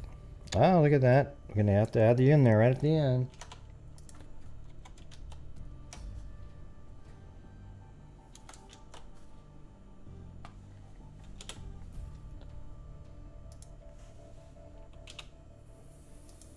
All right, we got that. Divinity May. How about you guys want to do 2 notebooks or 1? It would just be the Freak Heart mug with the sketch on it. Or 2 notebooks. 2 notebooks or the Freak Heart. Here, let me do a poll. Here we go.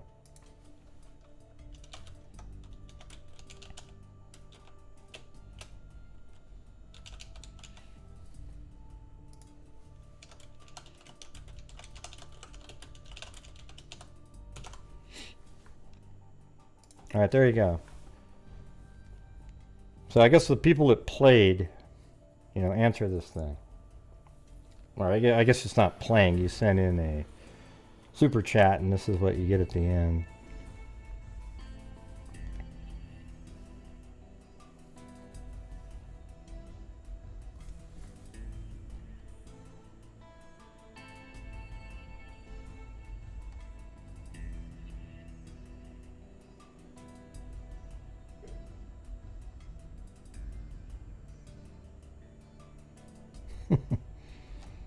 Maybe she would have liked the forked tongue, and she'd say, "What do you mean by forked tongue?"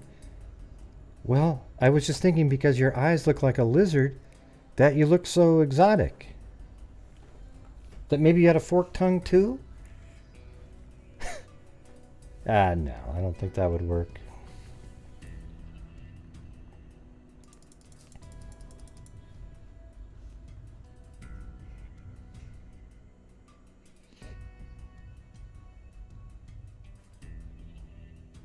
Yeah. Well, that might have worked, Dan, because then she'd think, man, this guy's like a scientist. All right, I'm going to end the poll, and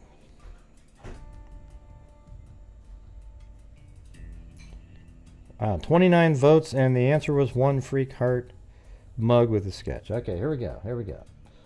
Shuffle, shuffle, shuffle, and we're going to spin right now.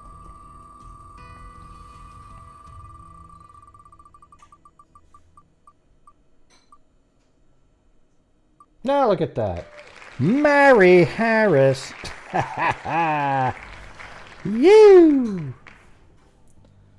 All right, Mary Harris. The Freak Heart mug that has a sketch on it. This is what the... you can't see it yet. The sketchbook looks like this one.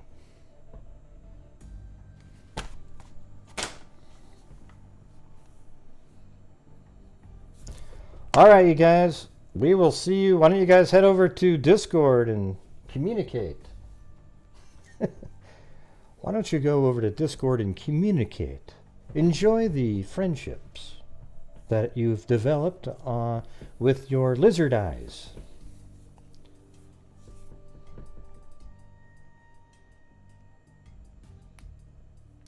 All right, guys. We'll see you guys later. Thank you guys very much for being here tonight. We'll see you guys tomorrow. And thank you all to all the callers. Thank you all the mods.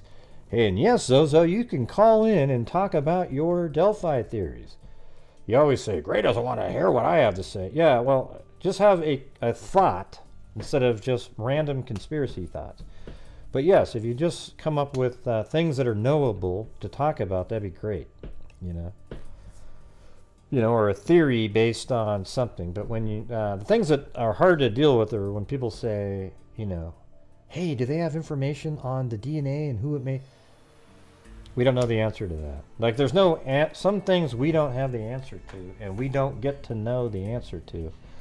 And I don't like talking about those kind of things because it's just... Yes, goodbye, lizard eye. All right, you guys, we'll see you guys later. Thank you very much for the phone calls, all the super chats. Maybe hit that like button on the way out the door. Don't forget to hit the subscribe button and hit the notification bell. Tomorrow I got another case to go. I kind of want to go back over again the Susan Ledyard case. And then I'm going to talk to the sister again and the best friend coming up here. And we'll see how that goes. Because, man, that's an interesting one. I think that one's one of the more interesting cases that we've talked about in a long time. That one is just really, it's a really tight sort of window there with a lot of really interesting facts with the Fitbit, and like she was still alive for 4 hours and all this weird stuff. So that one's a good one.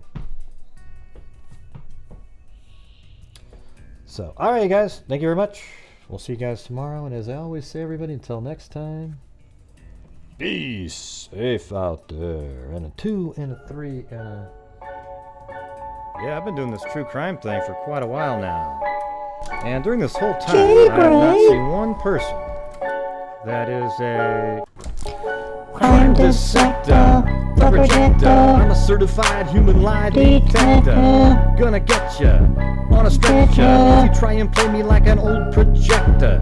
Crime sector is my nectar. Professor Gray is gonna give another lecture. Crime corrector, freak connector, and I'm always gonna be a protector. Fool deflector, interceptor, and I'm meaner than a spectre with a vector on his spectre. With all respect, y'all, just remember I've a temple fucking checked ya.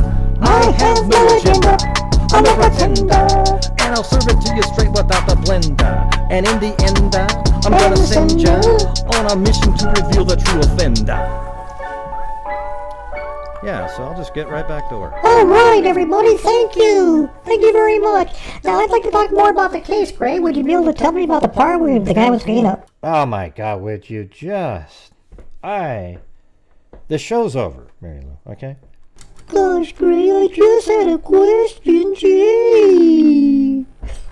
Oh, my God, how pathetic. Did you guys hear the way that sounded? What do you mean, Gray? Go! Oh, my Lord. All right, you guys. You guys aren't buying into that, right? Like, you don't think that Mary Lou really feels that upset. Why, Gray? I really do. See how you lost everybody with that little ooh part at the end? I did not, Gray. Gee. Go smoke some more cigs, okay? I will. Wow. All right. Anyways, we'll see you guys tomorrow. Be safe out there. There's mosquitoes the size of bald eagles in that dadgum swamp. Huh? It's a house. No, it's a swamp. He just told you.